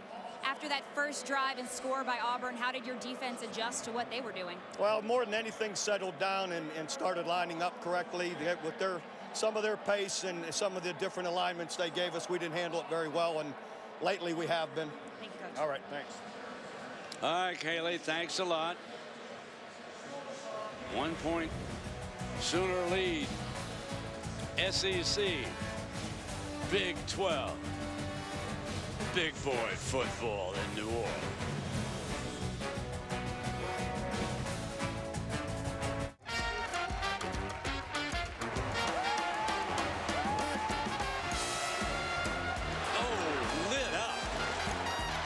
The pitch, touchdown, Chandler Cox. Touchdown, Mark Andrews. Nixon, touchdown. The Sooners lead for the first time in this Sugar Bowl. And we welcome you back to the All-State Sugar Bowl on a New Orleans Monday night. Oklahoma and Auburn slugging it out, with the Sooners up by a point, 14-13, just as we expected. Yeah, explosive offense from Oklahoma. A lot of playmakers all over the field, and they really kind of came alive there in the second quarter. I think the key for them was getting Joe Mixon going at running back. I thought he really made his presence felt catching the football. 3 catches, a lot of them came on third down. None more bigger than this one right here, though. This was 3rd and 22 when he snuck out of the backfield, caught the wheel route. That set up their first touchdown. He's done a nice job running the football as well. 10 carries so far for 45 yards. This score, nice patient running in the red zone. Now about Baker Mayfield. He's been running for his life. Hasn't been able to set up behind center, but he's scrambling and throwing the football so well, especially when rolling to his right. He's been able to buy himself some time, distribute the football. I think this is an offense now that has their swagger back here as we start the second half. And, of course, you can see the passing yards for Oklahoma, 145, only 56 for Auburn. But look at the rush yard, 123 Auburn and 80 for OU. And Auburn with more first downs in this game. And they scored their touchdown on the opening drive of this football game. After that, they settled for the 2 field goals in the second quarter, and OU scored both its touchdowns in the second quarter. And Westbrook will take this out of the end zone. It'll come out on the 25-yard line. Let's check it down below with Caleb. Well, Brent, we will not see Sean White back on the field with Auburn in this game. That injury to his right forearm is serious, Coach Malzahn says. He doesn't know for certain yet if it's broken or not, but Malzahn could confirm he will not be back in this game after that hit he took from the Oklahoma defense. They are going with John Franklin. It'll be his game to play. Malzahn said, we need to run the ball anyway. Let's go run it.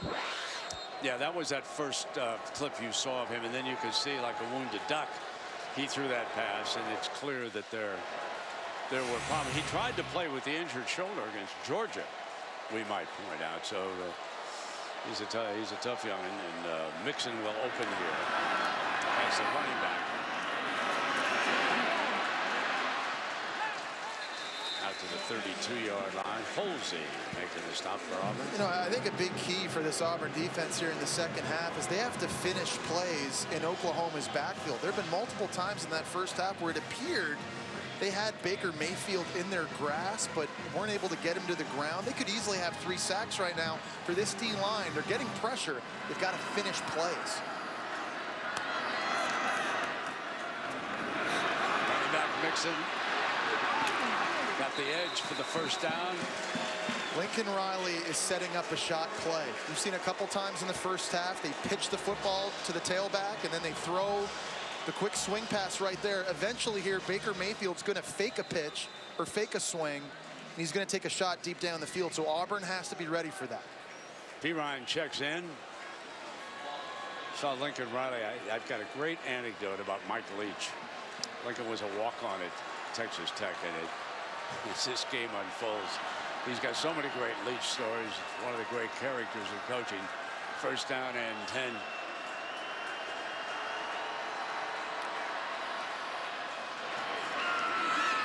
Rolls to the right and throws back to the left. Snatched. And another first, and that was Jeffrey Mead. Good set of hands. Rangy fella.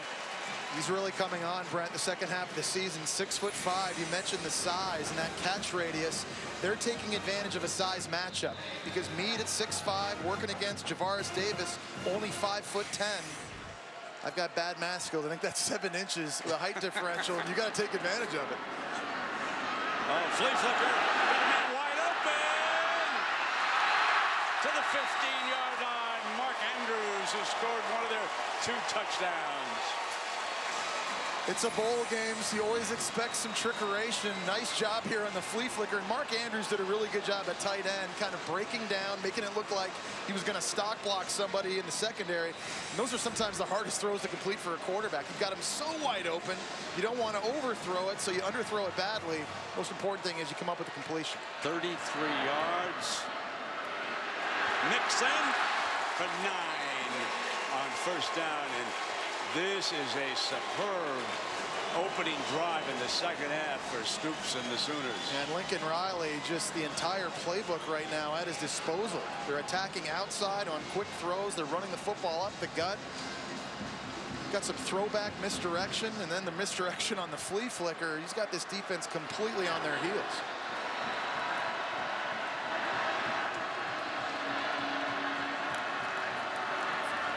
Quick to Westbrook. Going corner, touchdown. OU strikes quickly with the first drive of the second half. Well, D.D. Westbrook was not lined up where he normally does. He's normally on the right side of the offensive formation outside. This Auburn defense was told to be alert for it. That time he lined up to the left. They brought him in motion. It was a quick bubble outside. He had way too much separation with the defender, Stephen Roberts, and then a foot race. D.D. Westbrook's going to win that every time. And Mark Andrews held the edge for him with a fine block at the goal line. Folks got a glimpse of that. Seabrook tacks on the extra point. 21-13.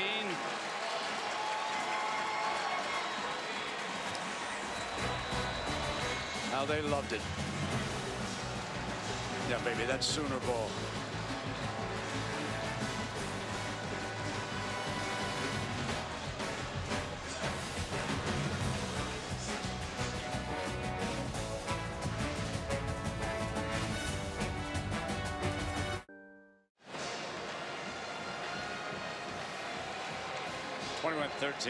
Oklahoma. Aerial coverage provided by Goodyear.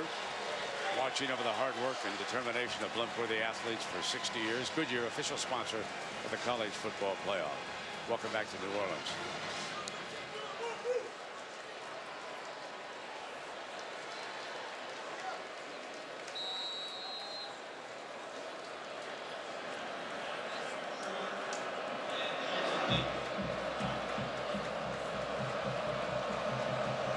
Well, Jeff Auburn needs to respond.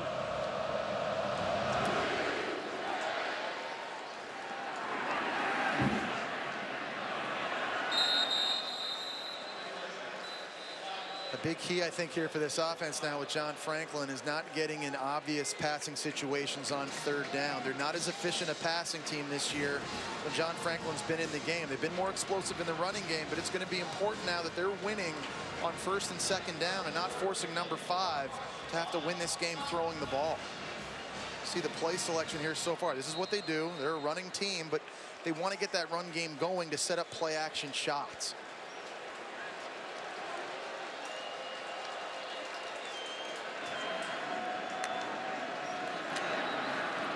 Franklin to Petway, no gain.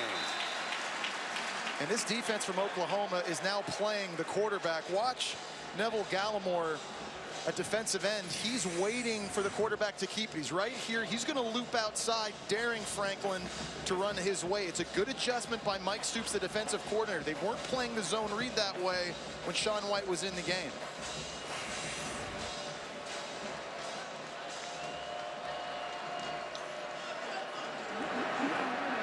Johnson, and Franklin takes it away, really. Kind of riding with his running back. And Kelly, who had a terrific first half, you talked about. He's all over the place. Yeah, he's making stops in the run game. He's also done a good job creating pressure. And this is what we talked about. This is not where Auburn wants to be living here in the second half. Third and long scenarios with a quarterback that hasn't been overly accurate this season. Third down and 9.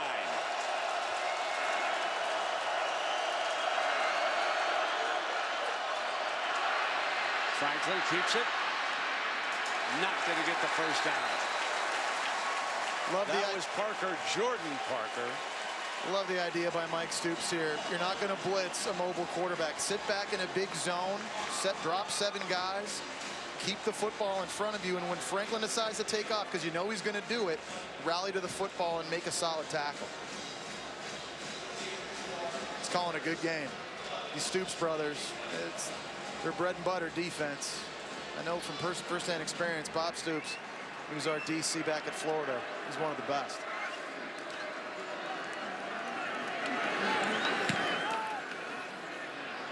Westbrook signals fair catch at the 33.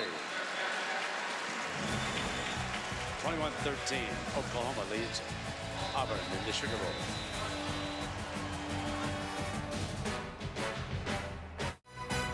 The All-State Sugar Bowl, brought to you by Allstate, proud supporters of college football. It's good to be in good hands. Honda. Chick-fil-A, we didn't invent the chicken, just the chicken sandwich. And PlayStation Vue, it's time for better TV.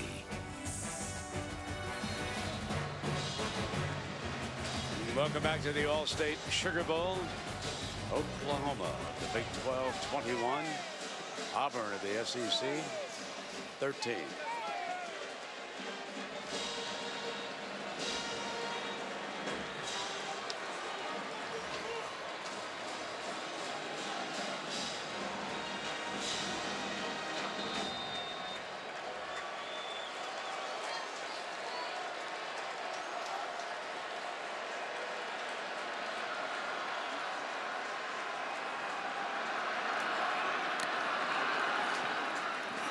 Here is Joe Mixon, stopped for a yard loss.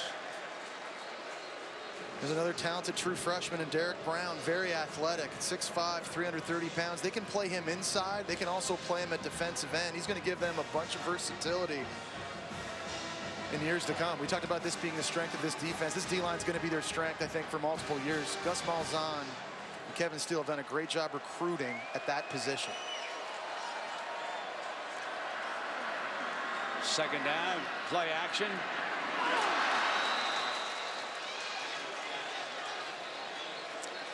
It's a drop by Geno Lewis, the transfer from Penn State. Now setting up third and long. So a mass substitution for Auburn. They bring their best pass rusher, Carl Lawson, back on the field. Now he's been working most of this game opposite the freshman right tackle, Bobby Evans. Looks like this time they've got him up against Orlando Brown, the Big 12 Offensive Lineman of the Year. What a matchup this is. Third down at 11.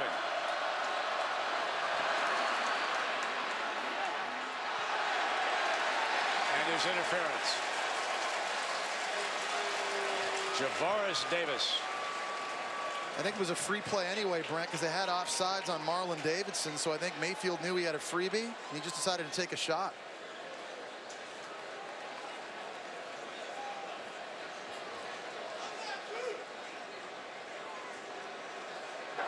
There are 2 fouls on the play, both on the defense.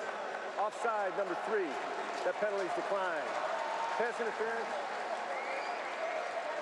Number 13, 15 yards from the previous spot. Automatic first down. I think he means number 31. It was Javaris Davis working over there on Jeffrey Mead. We talked about the size matchup and the advantage that he has. A lot of hand fighting, grabbing the jerseys. Just kind of runs them out of bounds. I think that's a good call. So it's first down and 10 for OU.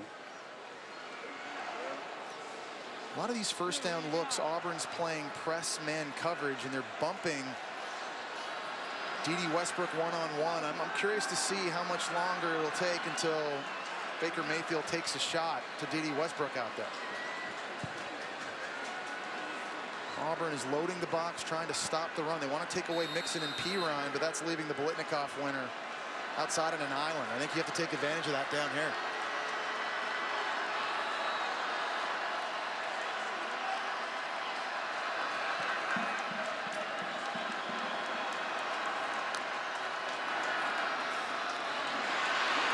Here's Pirine. Roberts makes the stop for Auburn.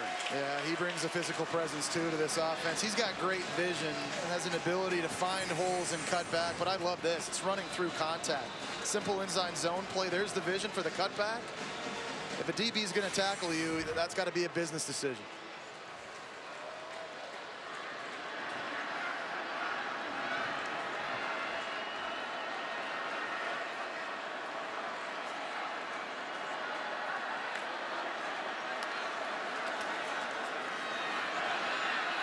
Pirine again into the heart of that OU defense. Comes into this game with 974 rushing yards. It's pretty amazing when you consider that he hurt his leg against K-State, missed the next 3 games, and he shares carry with Joe Mixon still to have the production he's had.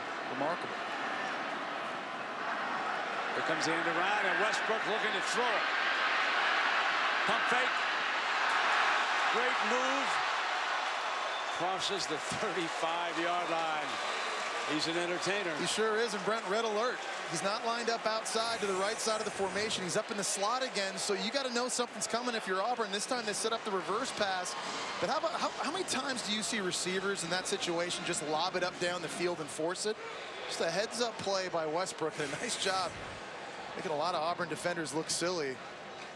He is really good in space.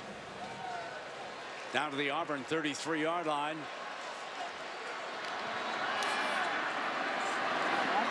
Pirine steps to the 29.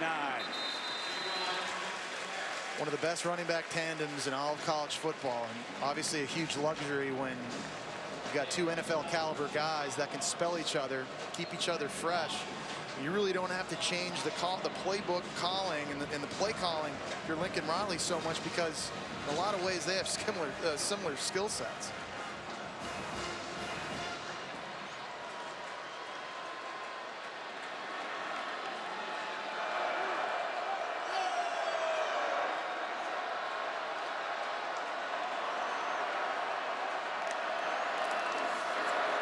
Play action.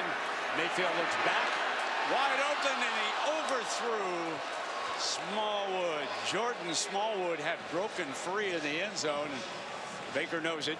Yeah, there was a coverage bust down at the bottom of the screen. That was Joshua Holsley working one-on-one with Smallwood. Look at the right side. I think the cornerback thought there was zone coverage, thought he had safety help. So he squatted. That allowed Smallwood to get behind him. And Baker Mayfield, one of the most accurate quarterbacks in college football, he doesn't miss those very often.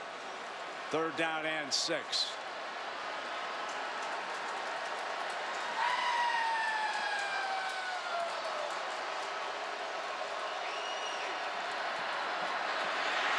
Drops it off. Westbrook. There's a penalty flag thrown by the line judge on the near side. I think they're going to call this for a pick play on Oklahoma. There was blocking downfield by the tight end Mark Andrews on a pass that crossed the line of scrimmage. One of the OU coaches had to be told to leave. There is no foul for The field offensive of pass play. interference on the previous play. The ball was caught behind the line of scrimmage. Yeah, one of the coaches had gone way out. He was livid because he saw that the ball was caught. I mean, that was really close to being, I mean, to me, when I watched it real time, I thought that D.D. Westbrook caught that beyond the line of scrimmage. That was really close. Mark Andrews was full on engaged, blocking an Auburn defender. I mean, it is close. Let's go back and watch this again. Here's Andrews right here. Here's the line of scrimmage. But watch where Westbrook is when he catches this. Looks like the line of scrimmage is right about the 29-yard line.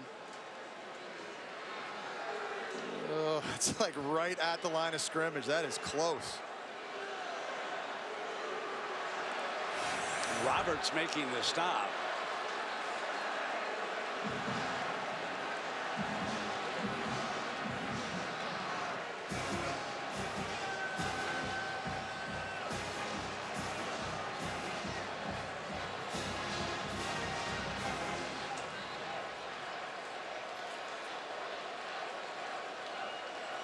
It's going to be right there. Just look at that.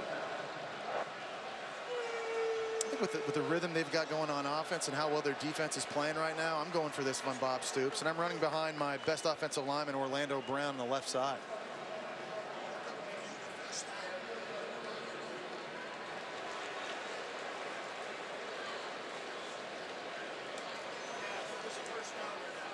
I go back and maybe review and see whether or not this was a first down. Find out where D.D. Westbrook was tackled.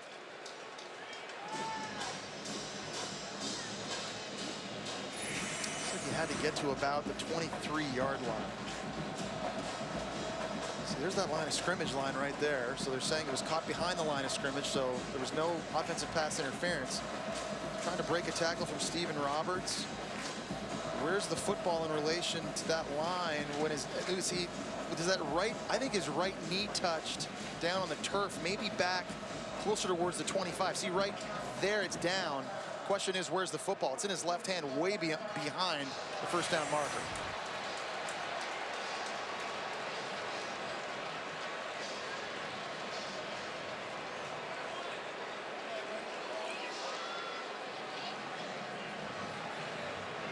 So they backed it up, and it will be fourth down from the 25-yard line. 42-yard field goal here for Austin Seibert, who's got a really good leg, but he's missed some long kicks this year, so definitely not a gimme here for Oklahoma. So Austin. Hey, Jess, what do you think of Austin's shoes, man?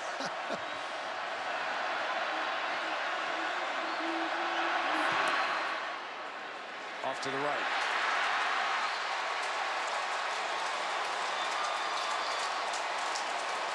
Auburn just needs some sort of momentum. They need a swing. They needed something good to happen to help give them some confidence and reinvigorate this football team.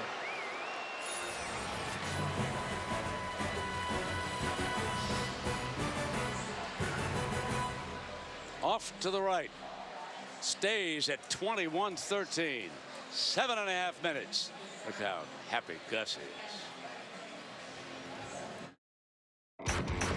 Well, Gus Malzahn and Auburn started out only 1-2. Clemson, Texas A&M beat them early on, and then Brett Lashley took over as the play caller for Auburn. They defeated LSU, and that was one of the more dramatic games of the year. Great implications for both schools. Then they go 1-2 in the last 3 games as they lose to both Georgia and Alabama, and they certainly were not healthy. But here, with a great stop, Jess, trailing 21-13, they get the ball back and ready to go to work. Petway will check in. Yeah, to the 30-yard line. Yeah, Brent, this offensive line now for Auburn has to start taking over. They're much improved versus the first part of the season. They made a couple changes, moved Austin Golson from left tackle back to his natural position at center. Darius James moved into the left tackle spot. Robert Leff at right tackle started playing better. This all happened around that LSU game. They've really gelled here as the season's gone along. Petway twisting and prevented by more than half the OU defensive getting that first down. Oh, no doubt about it. It's important here, I think, that Auburn starts getting some more push up the middle. They've got to work some of these combo blocks on the inside zone running plays and chip up, climb into the second level to get a hat on a hat, start getting some movement, and get this zone read game going for John Franklin to take advantage of it. It's going to be the big fellas up front that need to make the difference. Third down and 1. Got 6 offensive linemen now in the game. There's a blitz. And he ran by the blitzer. Wow. Stephen Parker there. Yeah, and normally, Brent, quarterbacks don't keep the ball on zone reads when there's a blitz coming up from the outside. And there was a little bit of an issue there with the fake handoff. Franklin almost fumbled that football. That was a big problem that Franklin had back in fall camp, running the zone reads with the execution and the ball handling. And now what do you do if you're Gus Malzahn? I think, again, with Cam Petway, this situation, you're trying to spark your offense. It's a bowl game. I don't hate it. Hand the football off to the big fella. Let him get north-south. Here we go. 4th down. Timeout. Auburn.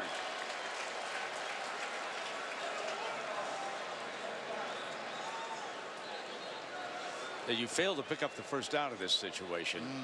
And you leave yourself in a deep hole right now. No doubt about it. You're down 21-13. And with a backup quarterback. Brett, we talked about it. Yeah, this offense is not really built to play catch-up. If they get down too much, they're not built to just start spreading the field and throw the football all over the place like Oklahoma could do. So you're right. This is a key decision right here. Easily the biggest decision of the game for Gus Malzahn and offensive coordinator Rhett Lashley. Well, First Take moving to ESPN on Tuesday. Same time, different place. Stephen A., Max, and Molly will continue to discuss and debate the most compelling and entertaining topics for the world of sports just on ESPN. 10 a.m. Eastern to noon. Also streaming live on the ESPN app and watch ESPN.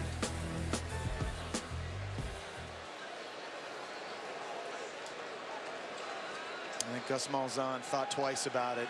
Kind of, to your point, Brent, realized the situation. What happens to this game if they don't get this 4th down deep in their own end? They're now going to punt to D.D. Westbrook, who, remember, against Kansas earlier this year, took a punt back to the house. Got to get great coverage. Yeah, you're down only 1 touchdown.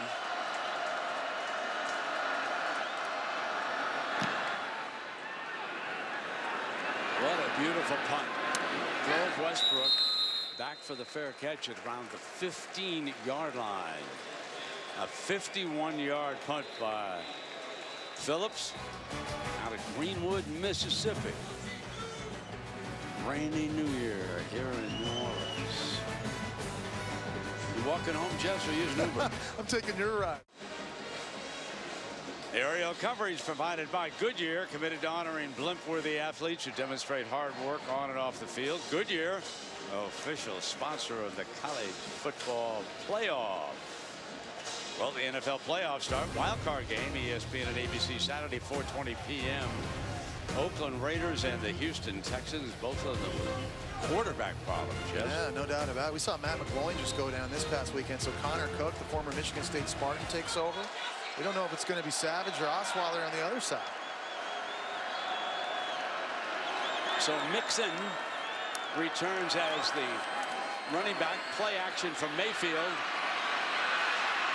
They drop it off to Joe. 9-yard gain on that play for Mixon. Tremendous coverage that time on an island by Carlton Davis on D.D. Westbrook. There was the bump and run man-to-man situation where Oklahoma wanted to take a shot on the post, and Carlton Davis was blanketed all over number 11. There was nowhere to go deep down the field. Nice job against the most dangerous receiver in college football.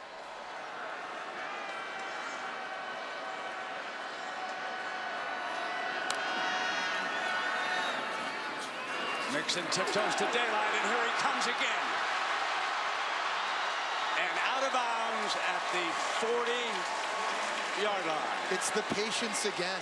The ability to set up blocks and allow the holes to create themselves before he hits full speed. I love this. Just kind of gears down. There it is, and now he's out. And he puts on the Jets. He's got that home run speed. 10 runs for 30 yards or more this year, tied for 4th most in the nation. 35 yards on that run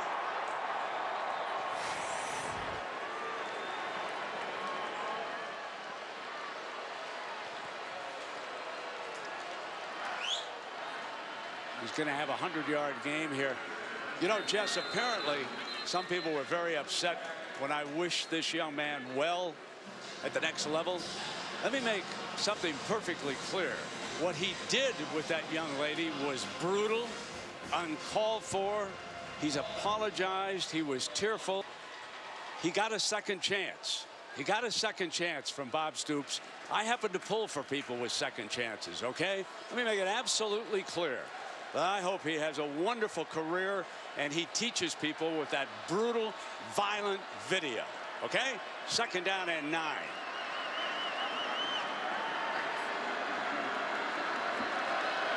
Pirine checks in as the running back. 35. And Pirine to the 26-yard line.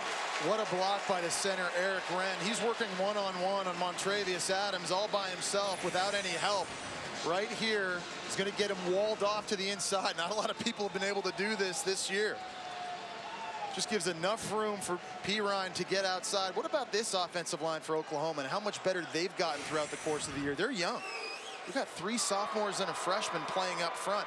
Because of injuries earlier in the season, they lost their left guard, Cody Ford, to a leg injury against Ohio State. Had to shuffle the lineup the first 4 games. Last 8, same starting lineup. They've built their confidence and gelled. High snap. Mayfield in a foot race. Scoops it up, and then, I got to tell you, Jess, Baker, and he might have been shaken up on that play going down. Let's watch this. Looks like he may have a jump back up. Is he objecting to the way he was hit back there? It was a loose ball. Well, this might be intentional grounding if he didn't get to outside of the tackle box. There wasn't a receiver within the area of where he threw this. I think this is why the Auburn Tigers fans are booing. Take a look at this again. Snap over his head. Can't really see where he throws it and whether or not there was a receiver back there in the area. That's Lawson. Watch Lawson as he goes after him. I guess they're saying that Mark Andrews, the tight end 81, was the guy in the vicinity. So after he gets a great block on Adams, the very next play, Eric Wren snaps the football over Mayfield's head. What a heads-up play, by the way, by Mayfield to avoid the big loss. 2nd down and 10. Mixon returns. Mixon closing in on 100 yards rushing, and he has 89 yards in pass receiving. Play action to Mixon. There is Andrews again inside the 5-yard line. Holsey bringing him down for Auburn. Mark Andrews, 6'5", 250, fantastic athlete with speed, and down near the red zone, this is where he's done his most damage this year. Really good over the middle of the field, and the red zone offense tonight for Oklahoma has been outstanding. 3 trips, 3 touchdowns, and Auburn has the 3rd best red zone defense in the nation. Coming in, only 34% of opponents' drives were going for touchdowns. 1st down and goal for the Sooners. D.D. Westbrook in the slot. You don't see him in there normal. This should be bells and whistles for Auburn. Here he comes. Mixon's gonna keep it on a fake reverse.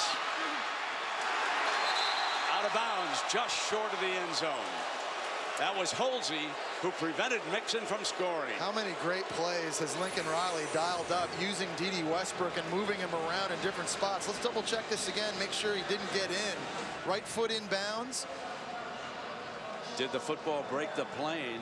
Take a look at this again. And did his body at any point ever touch the pylon?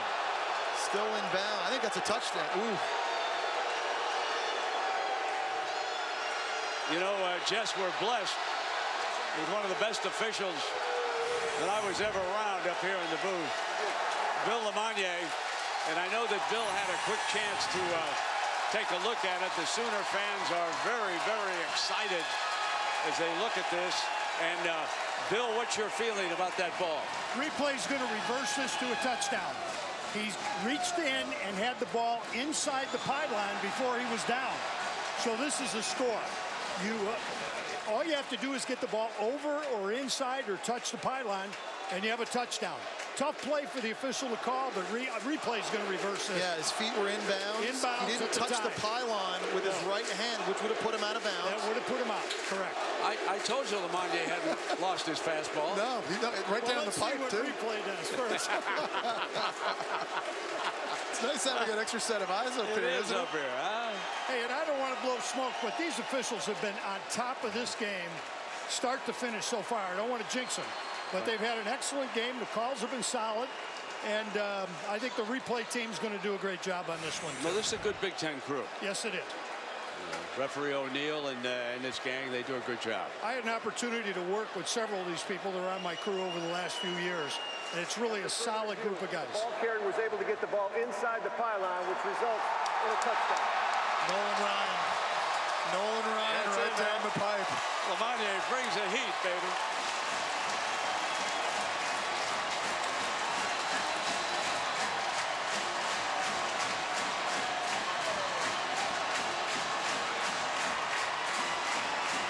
That is Mixon's second touchdown of this game.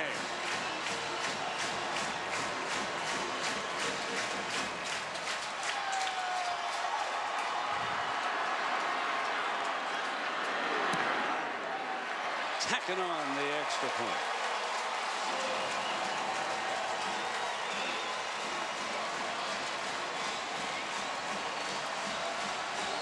It's really interesting to watch this last touchdown play with all the different bells and whistles kind of going on in the misdirection. Baker Mayfield was kind of in the shotgun. Instead of kind of walking towards the line of scrimmage like he was maybe going to change the play. Look at this again. Under center, starts kind of walking out. Then all of a sudden there's the direct snap to Mixon, trying to catch him off guard. They've got D.D. Westbrook lined up in the slot. They've shown a couple reverses, a couple jet sweeps, a reverse pass. Everybody on defense runs with number 11. That sets up Samaje Perine. Outside one-on-one, who's closing in. Sorry, Mixon outside one-on-one. With that kind of athlete in space, it's tough for any defense.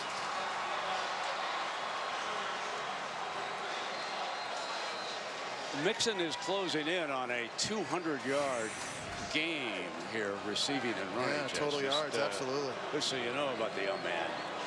Well, consider this Oklahoma offense, they have 413 yards already, and you're right, he's really been the catalyst. They've done a good job finding ways to get him touches, get him involved. Caught on the 1-yard line by Truitt. Truitt short of the 20-yard line.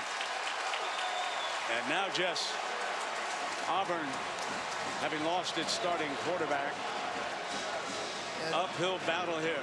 It's 15 points. It's not yet panic mode. If you're Gus Malzahn in Auburn, you don't have to start throwing the football every play, but you absolutely need to start gashing this defense, running it on the ground.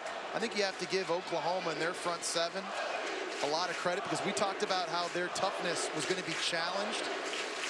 They've held up pretty good.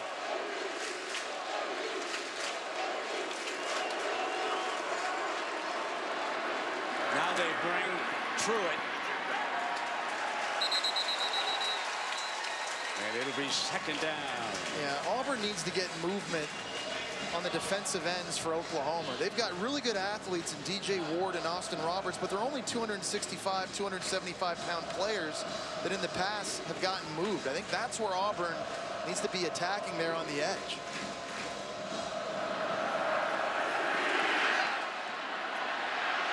Incomplete, and it's third down. Kyle Davis working deep, number 86. Very important here in this situation, anticipating that Franklin may scramble if nothing's open right away. As a defense, you have to maintain lane integrity in your pass rush. You cannot get out of a gap, because if you give number 5 one split second, he is gone. And not just maybe go get the first down gone, he can take it to the house. Now it's third down.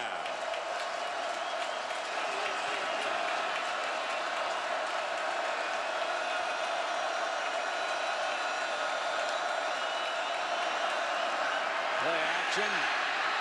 Drops it off, and it'll be fourth down and 6. We're going to get a hold on the guard, Alex Kozan. He was pulling all the way across the formation, and Obo Okoronkwo was just too fast in.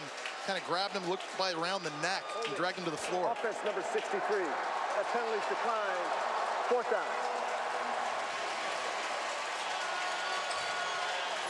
Let's go back and take a closer look here at Franklin under pressure. Just 2 plays ago when he missed a post, and right after he threw it, kind of grabs the right throwing hand. It's kind of hard to tell if an injury could have occurred. Obviously, he wasn't touched on that play. Westbrook is back deep to return this punt for OU.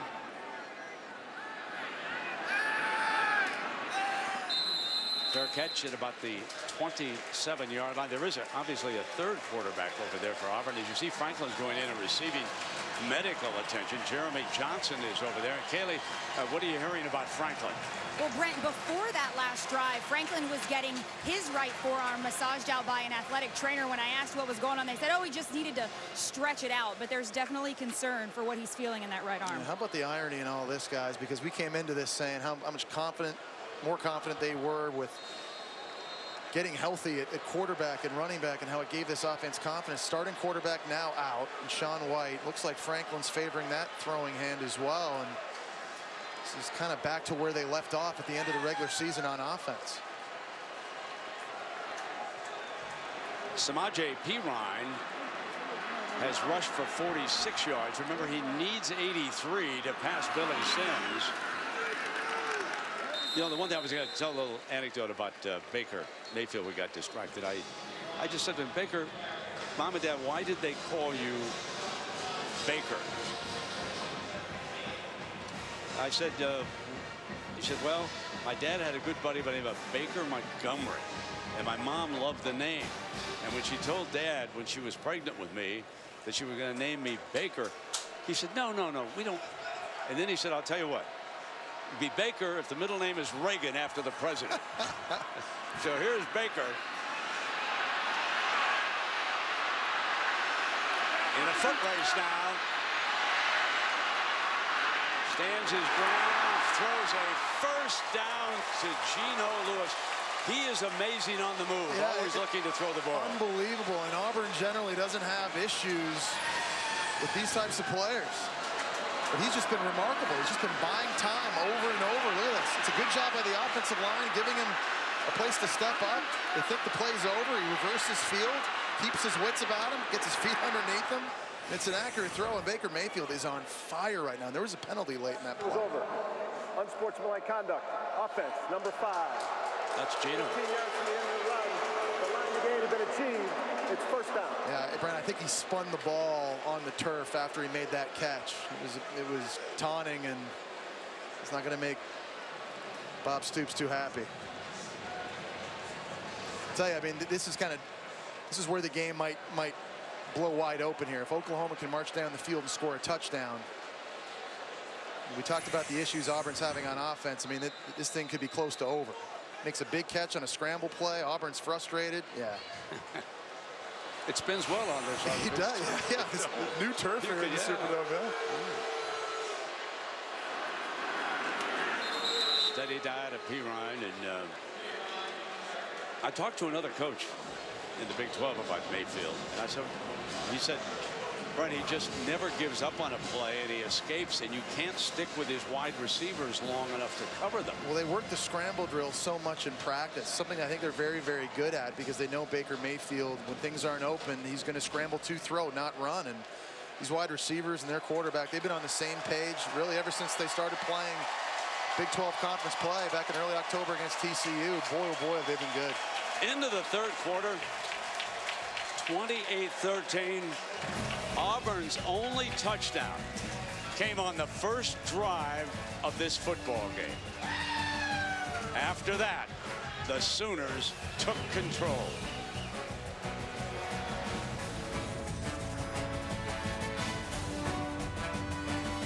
Jackson fires into the middle to Lewis. Midfield. Breaks free. There's a penalty flag. I think they may say late hit here. Interesting to see where Geno Lewis, where his feet were. His contact was made by Trey Matthews. After the play was over, personal foul, unnecessary roughness. Defense, 15 yards from the end of the run, automatic first down. And that was really close. Geno Lewis is kind of tight-roping the left sidelines. Watch where his feet are here. Still in bounds. He's technically out of bounds right there. And I don't really fault Trey Matthews for that. That's a hard one to pull up on because it wasn't so obvious. And I think Trey Matthews is trying to ensure the receiver's out of bounds. Well, that adds insult to injury here on this drive. Oklahoma on the doorstep here, blowing this game wide open. There is big number 78, that left tackle. Matthews receiving some medical attention. Orlando Brown. Double team, they come that direction. Baker breaks free for a first down across the 15-yard line. This offensive line, just Bobby Evans, Drew Samia, Eric Wren, Ben Powers, and big Orlando Brown have taken charge. Yeah, against easily the best D-line they've seen all season. And that's the impressive part to me. And good news for Sooners fans, 4 of these guys are coming back next year, including Orlando Brown, who had an opportunity as a redshirt sophomore to enter the draft. Probably would still get drafted very high. He's going to come back and play his junior year. Great news for an offense. It's going to get Baker Mayfield back, too. There's that total eclipse at left tackle, and Mixon was stopped after a short game. Trey Williams, linebacker, making the stop. Got to force a field goal attempt here if you're Auburn. Cannot allow a touchdown. Again, this has been one of the best red zone defenses all season long, but when they've been inside their own 20-yard line, 4 drives, 4 touchdowns allowed. Auburn has not seen this kind of offensive efficiency in this area of the field. They need Carl Lawson, Montravius Adams, and their playmakers here to step up and make something happen. Second down and 9.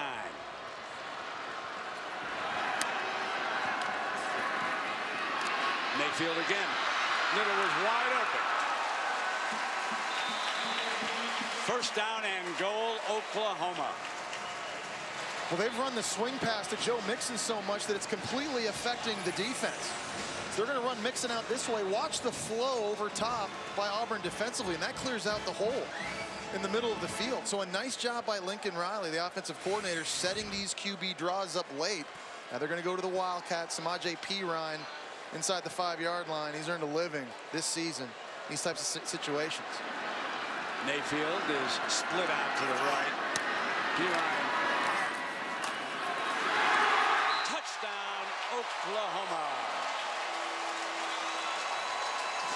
There is Bob Stoops and Lincoln Riley making sure that Perine gets a touchdown in this game here tonight. Give Carson Meyer and Dimitri Flowers a lot of credit because they paved that way for Perine on the outside. They get some great down blocking by the offensive line. And in that Wildcat package, 2 fullbacks, just too physical.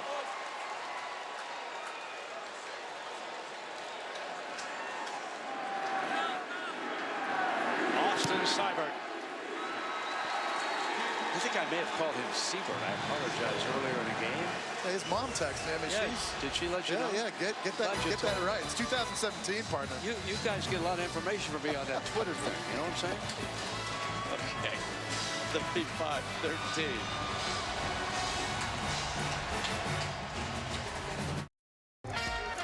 Last call. Quick to Westbrook. Gone corner, touchdown. OU strikes quickly. Mixon, touchdown. Hey, we welcome you back to the All-State Sugar Bowl. What a fine evening here in New Orleans, especially for Oklahoma fans. And let me give you fans back home, the OU fans, another piece of good news. Buddy Hield, who plays across the street for the New Orleans Pelicans, he's averaged only 8.6 a game tonight. He hit Cleveland and LeBron James for 20 points up in Cleveland. Now the Pelicans lost. And here's Johnson for Auburn.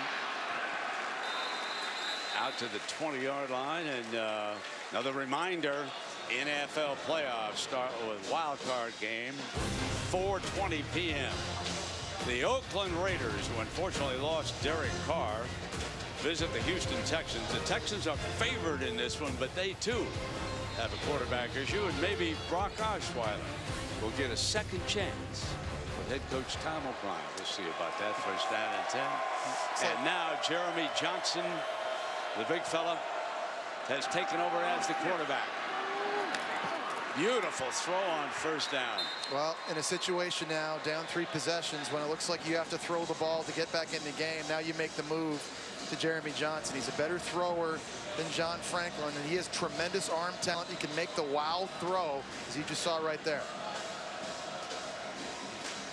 It's interesting, they had been 3 and out on their 3 previous drives here in this half, and now they bring Stove around in for about a yard, and they want a penalty over there. I don't see a flag. And we'll check in with Kaylee. Well, Brent, Jeremy Franklin spent the duration of that last OU possession getting his right arm massaged by athletic trainers, talking about cramping up. They were pumping him with electrolytes. He tried as much as he could to continue to work it out, but you see Johnson in the game, Franklin with his helmet on the sidelines. Johnson takes off on 2nd and 8. You know, Jeremy Johnson was an outstanding high school basketball player, and just when we first saw him as quarterback, Nick Marshall had been suspended for a half against Arkansas, and we went in and we came away saying this guy is a can't miss prospect. Yeah, no doubt about it. And I think because of him that year, 2 years ago, this team was picked to win the SEC. Just too many bad interceptions. Just seemed like he never was able to live up to his natural talent and capabilities. Seeing if he can pull something out of the hat here late in this game. And it's great to see a youngster like this, though. You know, he still continued to hold his head high, went to class, continued to study. And help the other quarterbacks, too. Absolutely. Yeah, you know, he lost the job, had a chance to compete for it this past offseason. He's a guy you root for. And I'll tell you what, at 6'5", 235 pounds, with his athleticism, he provides explosive play opportunity to this offense that they need desperately right now. 2nd down and 5.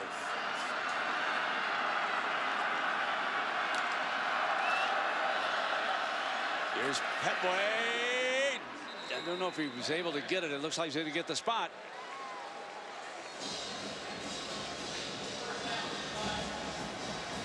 Well, Johnson has definitely given the Auburn offense a lift here. I like the idea. I think you can attack them conventionally running the football with Petway and with Stanton Pruitt and Eli Stove on jet sweeps, and then feel a lot better throwing the football from the pocket here and see if you can find a one-on-one matchup outside to win. But they haven't taken any shots deep down the field. They've got to try at least one.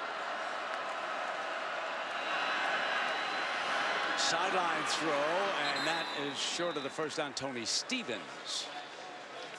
And that was awesome by Jeremy Johnson, because that time he saw the corner blitz coming off the edge. And a good example of a quarterback that probably thought he wasn't going to play.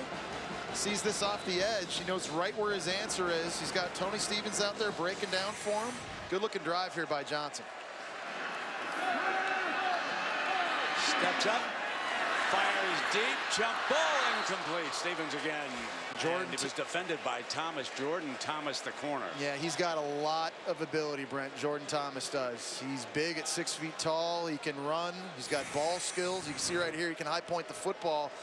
He's just been too inconsistent this season. Sometimes got lazy with his eyes, was peeking in the backfield, and receivers ran by him for big plays.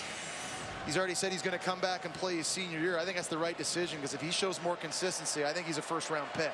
It's a 4-down scoreboard. 35-13, 10 to go.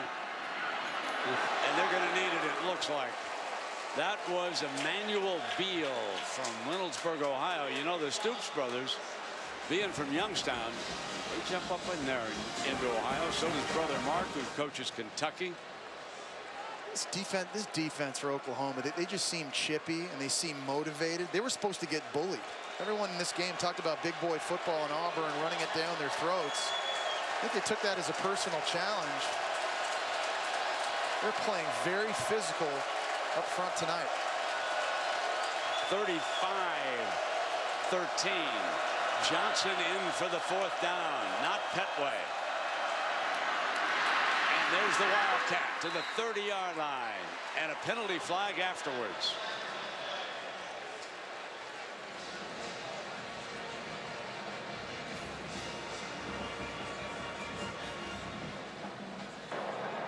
Personal foul, face mask, defense number 92. 15 yards from the end of the run.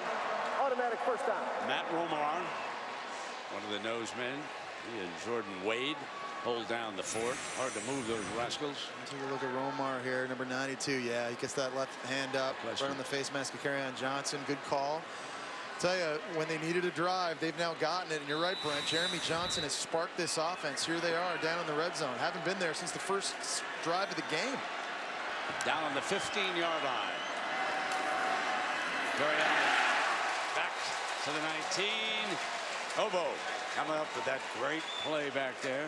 He's having two stellar games here late this season. Talked about how good he was against Oklahoma State tonight. He's affected these quarterbacks with his pass rush and now making plays behind the line of scrimmage. Wade is in as the nose man on this 2nd down and 12.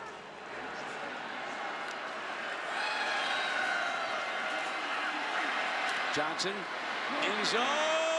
Intercepted, picked off by Jordan Thomas. Jesse, who you just talked about. Yeah, there's the ball skills I'm talking about that you just can't coach. He does a great job following the receiver up the boundary, then turns around and gets his eyes located on Jeremy Johnson. Step number 1. Step number 2 is making a terrifically difficult catch up in the air. What else can you say about this Oklahoma Sooner defense here tonight?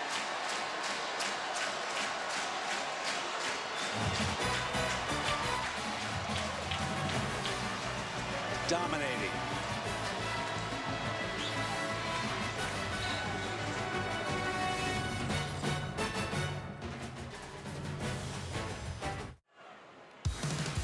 Take a look at tonight's Good Hands play, Jesse, brought to you by Allstate. The young man from Klein, Texas. Yeah, first team all-conference pick, and he shows you why here. Jordan Thomas, they were trying to work a double move against him with Tony Stevens. Did a great job staying home, picking that off. This defense, from the way they've stopped the run, the way they've gotten pressure on Auburn's quarterbacks, all 3 of them tonight, the way they played on the back end, you can't ask for anything more. P. Ryan is 30 yards short of Billy Sims' record. They're aware, and he's in now. He got 53 yards, came into the game to pass the great Billy Sims. Man, one of the best I was ever around. First down and 10. Here he comes. Break a big one. He gave up some. That was Holland making a play. Good play there for the defense for Auburn, you know.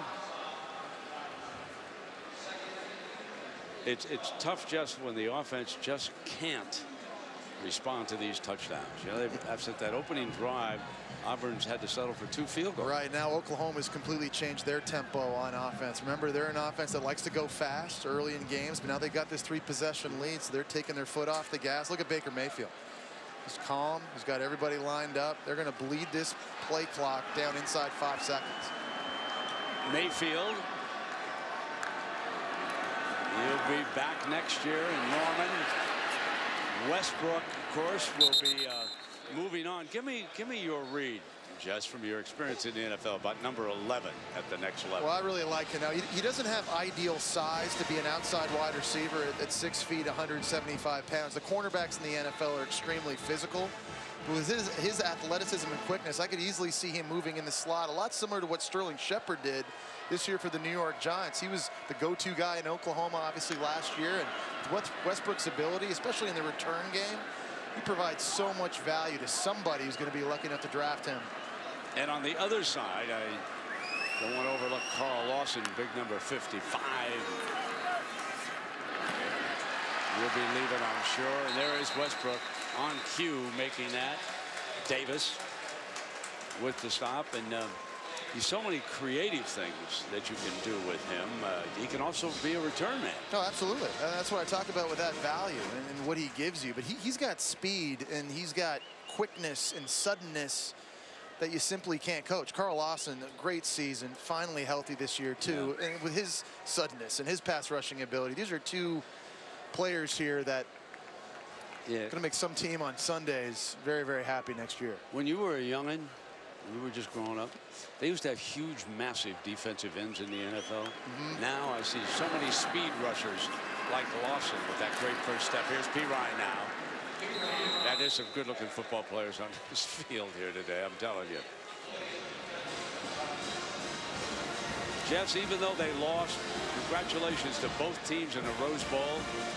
USC, Clay Helton, they hung in. They were behind a couple of touchdowns when I looked over at the monitor. Probably the bowl game of the bowl season, right? There's no question. That was awesome. And then the field goal win for the Trojans. But also congratulations to Penn State. Yeah. Did a great job out there. Their first 2 passes were interceptions. 2nd down and 6. Pirine, now he's starting to close in on it. More of that misdirection with the double pullers. That time it was the left guard and the fullback Dimitri Flowers paving the way, and Auburn just crashing in too close. Great blocking outside there by D.D. Westbrook as well in the perimeter. If you're ever going to have success running outside, you've got to have receivers doing their jobs. And oftentimes, you know, receivers love to be prima donnas. They like to only catch the football and score touchdowns, not D.D. Westbrook. He's a total player, total package.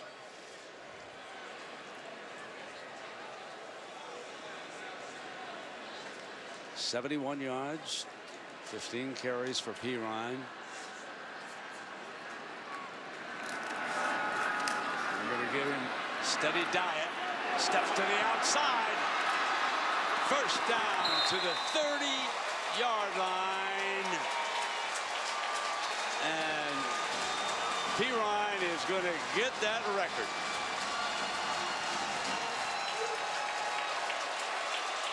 There it is. Passes the great Billy Sims. And yes, I was told by Oklahoma this particular record does include the bowl yardage that Billy gained. And so there you are. The crowd is being notified now. Very popular guy with his teammates. In fact, one thing that we see about this Oklahoma team, they are very together. You can see it in practice. You can see when they came on the field in the pregame. These guys like each other. Took a lot of pride in it, too, trying to get him that record here tonight. That was important to this offensive line, this coaching staff, and obviously to Samaje Perine. This will make Stoopsy 7-4 against the SEC. Remember 3 years ago, 45-31 over Alabama. Well, they're now 6-2 if they win this game in Sugar Bowl. This is a place that they love to come and play. Been here more than any other team, currently not in the SEC. Do I hear some of the OU fans mocking our conference? Jesse, can you tell them they can't do that? That's the SEC. Come on, ladies and gentlemen.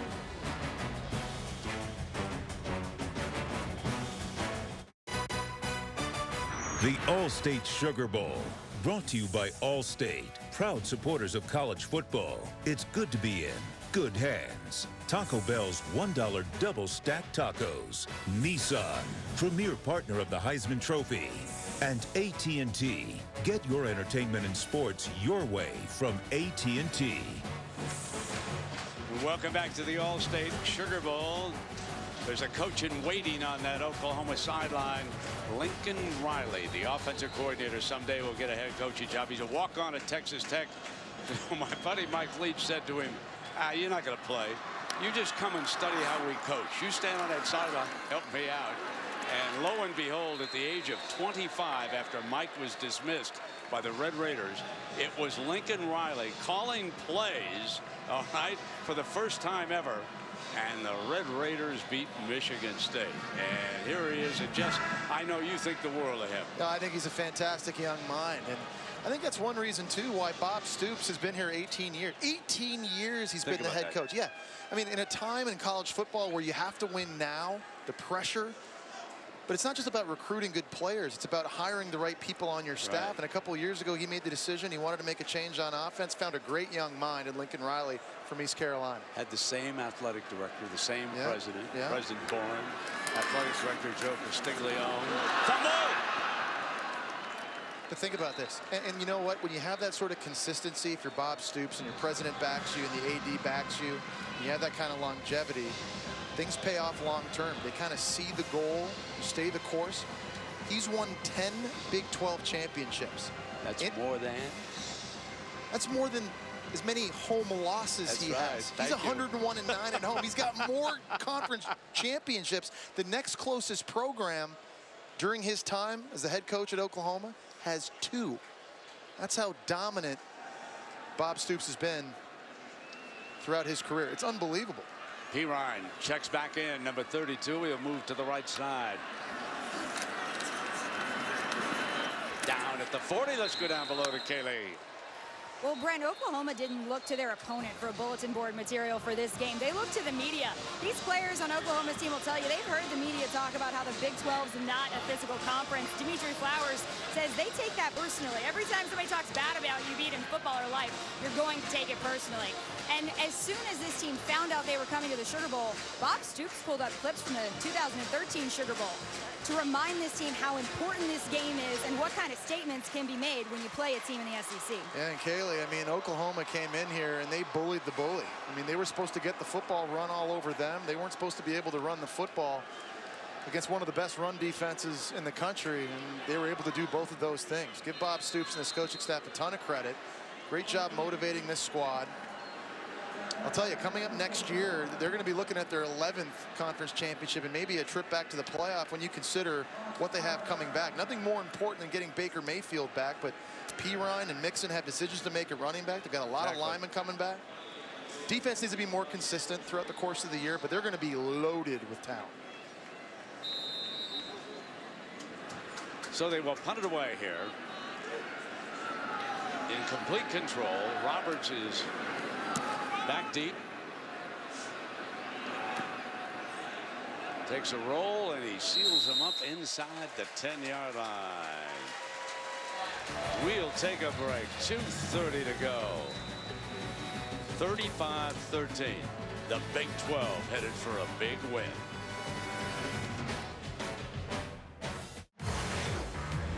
Now for tonight's Capital One pivotal performance. Baker Mayfield, 19-28.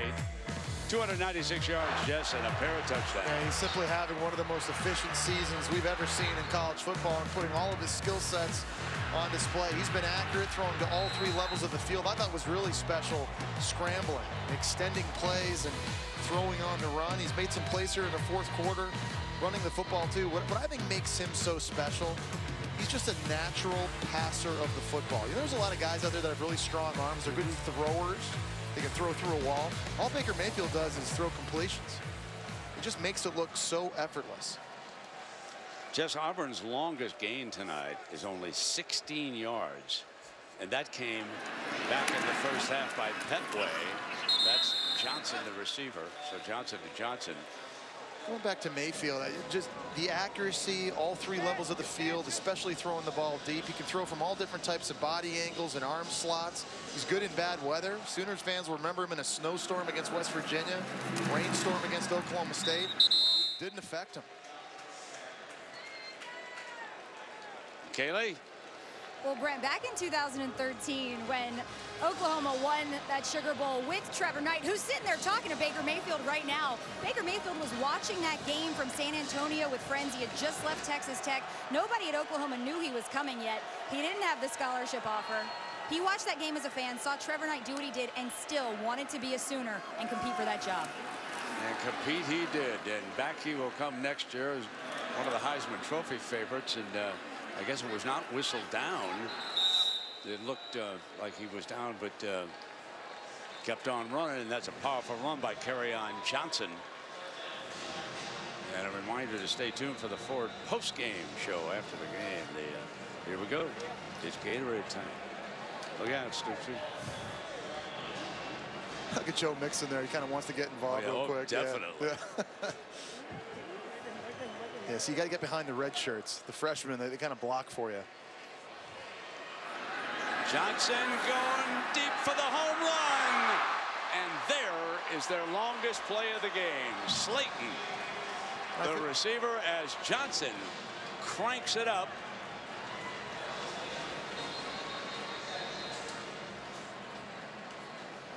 Well, I feel good for Jeremy Johnson. Obviously, you know, we've documented it. His career in college has been a little bit up and down. What a throw potentially to end your college career on. Watch this, Bobby. Oh, how can you do that 51 yards? And then, oh my goodness, I get drowned on top of it. Still upset that they caught the post on his defense. It's a defense that goes, normally you turn around and hug the guy. He does not want to give up this touchdown. Kerryon bangs off his own lineman and is down on that play. That was Robert Leff. Number 70, Leff, Smith, Golson, Kozan, James. It's just fun when you watch teams throughout the course of a season. In college football, they get better or they get worse. Very rarely do they stay the same. Completely different team than the ones that lost to Houston and Ohio State earlier in the year. Second down and 11, and whistled down. Prior to the snap, charge timeout, Oklahoma. So Oklahoma calls a timeout, and Jeff, that's going to give me a little time to ask you again about the game on Monday night. I want to remind everybody, January 9th, Monday, you get to the wild card weekend in the NFL, and then look at Stoops. He giving it to him down there, and we're going to have the Clemson, Alabama, and folks weren't with us early in the first half. You give Clemson a good chance to win this game. Big news today in college football. Lane Kiffin's not going to be calling plays for Alabama as their offensive coordinator. It's going to be Steve Sarkisian, and I think that's an advantage for Clemson. I think Steve Sarkisian's an outstanding offensive mind. Certainly familiar with the playbook and the players that they have on offense, but Lane Kiffin, play callers have a rhythm and an ebb and a flow. Lane Kiffin, I thought, was so good over the last 3 years. Just because you're calling plays from the same playbook with the same players doesn't necessarily guarantee the same success. You don't mind if I begged it different? No. That's why you're here. Did you see any kind of a rhythm? Well, that last game, no, but over the last 3 years, and what Lane Kiffin's done as a quarterback whisperer with a brand new starting quarterback each year to the playoffs. He's got a week. He's got a week to get ready for one of the best defenses in all of college football. He gave Sarkisian a second chance, a lifeline. He did. You know who he had to talk to? A fellow by the name of Pete Carroll. Johnson on the move, incomplete. Let me tell you, I was around USC a lot. Yep. Sarkisian. Yep. And Lane. Yep. Let me tell you right now, Sarkisian knew more about that offense when he was at USC. But he had an entire offseason, not 9 days to get ready for Clemson and get ready for Nick Saban in your ear and your headset. But listen, I love Lane, but he's got another job. He needs to move on to do that. And they need a full-time assistant to call play. You and I disagree with it. First time we've disagreed. I think it was the right move by Saban. Here we go. Back now to get this touch high and incomplete. The Stove is the intended receiver.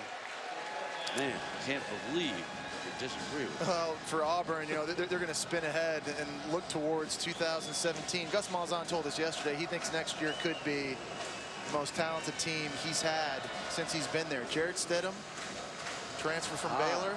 Yes. He's coming in to compete for the quarterback spot, and he's a pretty talented guy. That'll be interesting to watch, but you get out a different dimension of this offense. So here's your last down for Auburn. Last chance. No, check it. That's a 1st and goal with Craig Myers. He's missing in action this year. One of the most ballyhooed recruits. And Gus wants to get the touchdown. And the crowd at Oklahoma is going to boo him. But I understand this. Yeah, I do too. too. To get a touchdown. You know, we're talking about their team next year at Auburn. And whoever wins that quarterback derby, whether it's Sean White, whether it's Jarrett Stidham, John Franklin, whoever it is, they're getting the keys to a pretty shiny car when you consider Kerryon Johnson, Cam Petway coming back at running back. And you just mentioned Nate Craig Myers. They've got 4 really good young freshman wide receivers. They're going to have a lot of skill on offense. And that defense under will be second-year defensive coordinator Kevin Steele should continue playing at a high level. It'll be interesting to see. I'll tell you this. I know this. The Auburn Tigers will not be picked to finish 6th in their division like they were this year. Here is Stidham now. He was at Baylor, and he played 10 games left after the Art Briles situation developed. And there's something about Stidham. Just listen to this. Against Kansas State, Oklahoma, and Oklahoma State, he was 51 of 81. This is different than this. You're looking at some other stats up there. 51 of 81 in 3 consecutive games for 934 yards, 6 touchdowns. He was at practice last week in Auburn, and what we told by the coaches, a lot of the receivers hung around. They liked running patterns with him. So here we go. Wildcat. Johnson keeps it straight ahead. Stopped by the middle of that defense. Mano. Wow. Trying to get a timeout with 2 seconds. Whoa. Gus Malzahn and Rhett Lashley are not going to go away quietly in the night. to the chagrin of Oklahoma fans. Well, and give Oklahoma defensively a lot of credit because they're not quitting. They've got a lot of backups out there in the front seven on the field. They're still fighting hard. This is a defense, the last half of the season, gained so much more confidence. Played their best football during the toughest stretch when they played against Baylor, West Virginia, and Oklahoma State. Kind of putting a punctuation mark here at the end of the season. Bob Stoops wants this too. He's getting his guys hyped up. Get this stop. Oh, ho, ho, ho, ho. Yes, indeed.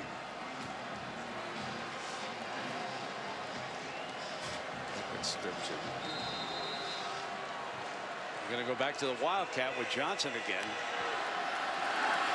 Blitz from the edge, jump pass, touchdown, Jalen Harris, sophomore from Montgomery.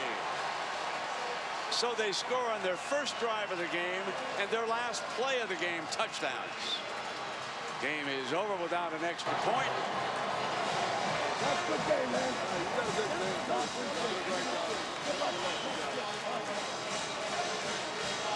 Very friendly handshake out there. Yeah, I think Stoops was okay with it. Why not? Let your kids try to get a touchdown at the end of the game. None of the funny math was affected by that touchdown, folks, just so everybody knows. And Coach Stoops is with Kaylee, so let's go down below. Coach, the Sugar Bowl has been good to you. How do you describe the significance of this one? Just really special. I'm proud of my players. They did an awesome job really leading up to this. Worked hard and we're ready for the game. Assistant coaches did a great job, so it's pleasing. And then Auburn's a good team. Compliments to them for a really good year. After that 1-2 start, what led this team to reeling off 10 straight wins after that? You know, we kept our confidence. You know, when everyone doubts you, we kept believing in our system, what we do, kept our confidence and kept positive. And we worked and improved every week. And here we are. So proud of our guys. You've known some good offenses. Where does this one rank among them? It's right up there with some of the great ones we've had. We've been fortunate to have a few good years where we've really had some special players, and this guy's as special as they come right here. Love it, Babe. Good job, babe. Thank you, Coach. Baker, you have put together one of the most efficient seasons in the history of college football. How do you explain what led you to do that? Got great coaches, great players surrounding me. They make my job easy. You know, I just come out here and all I have to do is do my job, and the rest is history. And you know, they do it well for me. The last time OU won the Sugar Bowl, you were watching as a fan, and you came here inviting the competition. How do you describe what this means to you to be able to now celebrate a win of your own in the Sugar Bowl? You know, it feels great. It's not even settled in yet, but it's so much fun to be here. I mean, the way we started really makes this whole season so sweet. You know, we worked hard, and then it'll settle in here in a second that we just won the Sugar Bowl. But it's been a lot of work, and you know, I'm really thankful for the teammates that are around me and my coaches. But you know, just really happy right now. After that 1-2 start, how do you explain what led you all to 10 straight wins after it? You know, we had a players-only meeting after the Ohio State game. Said that we weren't going to let the season slip away. Just made a lot of promises to each other, to our fans and the coaches, that we weren't going to let up. We weren't going to ever quit on them. And so, you know, ever since then, it's been 1 week at a time, and we've taken care of business. Congratulations to you, Baker. Thank you. Thank you. So there you have it. Oklahoma, champions of the Big 12, 35. Auburn of the SEC, 19. So congratulations to the Sooners and all of their wonderful fans. The All-State Sugar Bowl champions. Stay tuned now for the Ford postgame show. We'll have all the festivities right after these messages.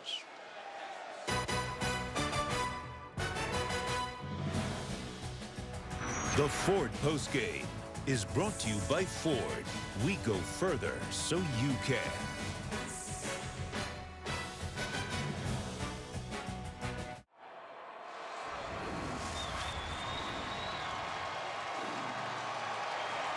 We welcome you to the Ford postgame. Oklahoma 35 and Auburn 19. So Oklahoma closes out the season with a rush. And now they will pick up the hardware. I'm sure they will also have the most valuable player of the game. We'll be back. But right now, let's go to Stan Verrett. All right, thanks, Brent. And thank you to all of you for attending the 2017 All-State Sugar Bowl Classic. The champions this year, the Oklahoma Sooners.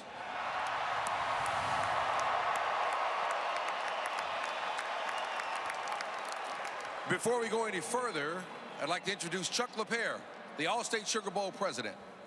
Chuck? On behalf of the Sugar Bowl, I'd like to congratulate the Oklahoma Sooners and Coach Bob Stoops as champions of the 83rd All-State Sugar Bowl. All right, also with us, Tom Wilson, the chairman and chief executive officer of All-State.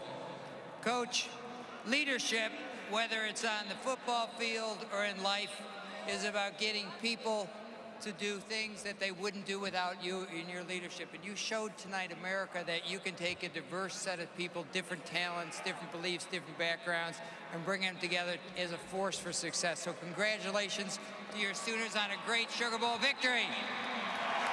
All right.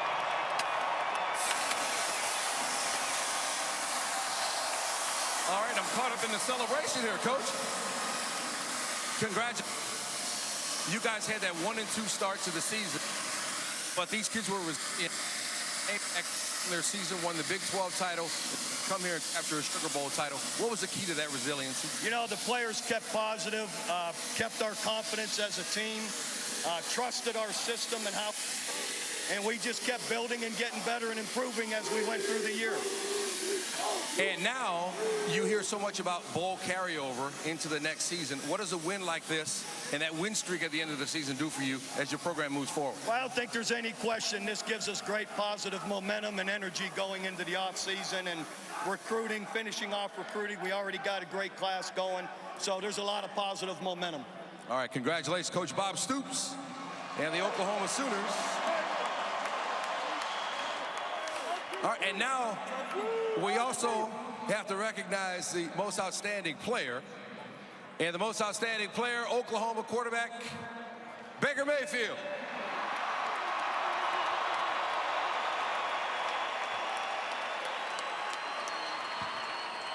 So, Baker, we've seen this throughout the season. You guys getting it done through the air. Another great show that you and D.D. Westbrook and your receivers put on tonight. What was the key? Just starting up front, our offensive line played great. And even when they're great defensive line, they had great guys up front. But even when that happened, I'm scrambling out of the pocket. Our guys made plays. They got open for me. You made the decision to come back and announced it before this game. What went into that decision? The ultimate goal, the dream come true for me would be to win a national title at Oklahoma. That's why I came there. So coming back, so it's exciting. I love my fans, but first I want to give a huge shout out. Samaje Perine broke the rushing record all time at OU. Samaje Perine, more than 4,000 yards rushing. He breaks the record of the great Billy Sims. Quite a night. What are you looking forward to now as you get ready for next season? Well, I'm going to enjoy this one tonight with my teammates, with the seniors for the last time with them. But, this is a great stepping stone for us in 2017. We worked hard, we set a mindset, and we know what we're capable of and also what we have to do each week. So it'll be a good stepping stone for us. All right, here's Dennis Waldron from the Sugar Bowl Executive Committee with your trophy.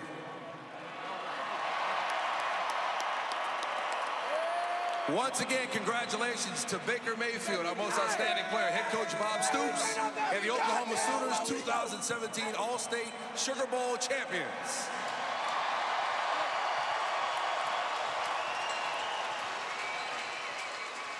Well, Jess, I think everybody got a glimpse of Baker Mayfield's major, communications. He'll be on this side of the microphone someday. No doubt about it. And what can you say about Bob Stoops and this football team and Baker Mayfield and the way they handled the adversity early in the year, starting 1-2, and then just sticking together, gelling together with their backs against the wall and fighting and improving. Became the first team in Big 12 history to go 9-0 in the regular season. And what a way to cap it off here with a great win in the Sugar Bowl. You just heard Baker Mayfield say it. His goal is to win a national championship next year. And with the talent they're going to have around him on offense, and the defense that has a lot of talent on that side as well, it's recruited very well on that side, they're going to have an opportunity, I think, not just to win an 11th Big 12 championship for Bob Stoops, but get back to the playoff. Now, remember, next year with the Big 12, after they play the round robin, the two best teams will meet for the championship. down in Jerry Jones Palace down there in Arlington. So it's going to be a tough go, but it should help the Big 12 position for the playoff. Absolutely. And, you know, they're going to have to be road warriors. They've got to play at Ohio State next year. They got to go at Baylor. They've got to go at Kansas State, who's going to be good. And they've got to go at Oklahoma State and Bedlam. But I think with Baker Mayfield and the skill they have, they're going to have all the talent. If they can start faster next year, maintain that consistency. You just heard Bob Stoops. Winning tonight, huge momentum boost for them heading into 2017 season. Well, listen, Jess, another great year, my friend. Happy New Year, my man. Oh, yes, indeed. Look forward to the next one, lad. And that'll do it from here. The Sugar Bowl champions, the Oklahoma Sooners, after giving up a touchdown to Auburn on the Tigers' first drive, they respond and close out with a 35-19 victory. So SportsCenter is coming up with Scott Van Pelt right after these messages. And folks, Jesse Palmer is going to be one of the guests. Oh, great insight still coming up.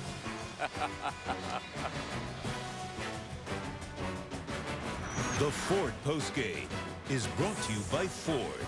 We go further so you can.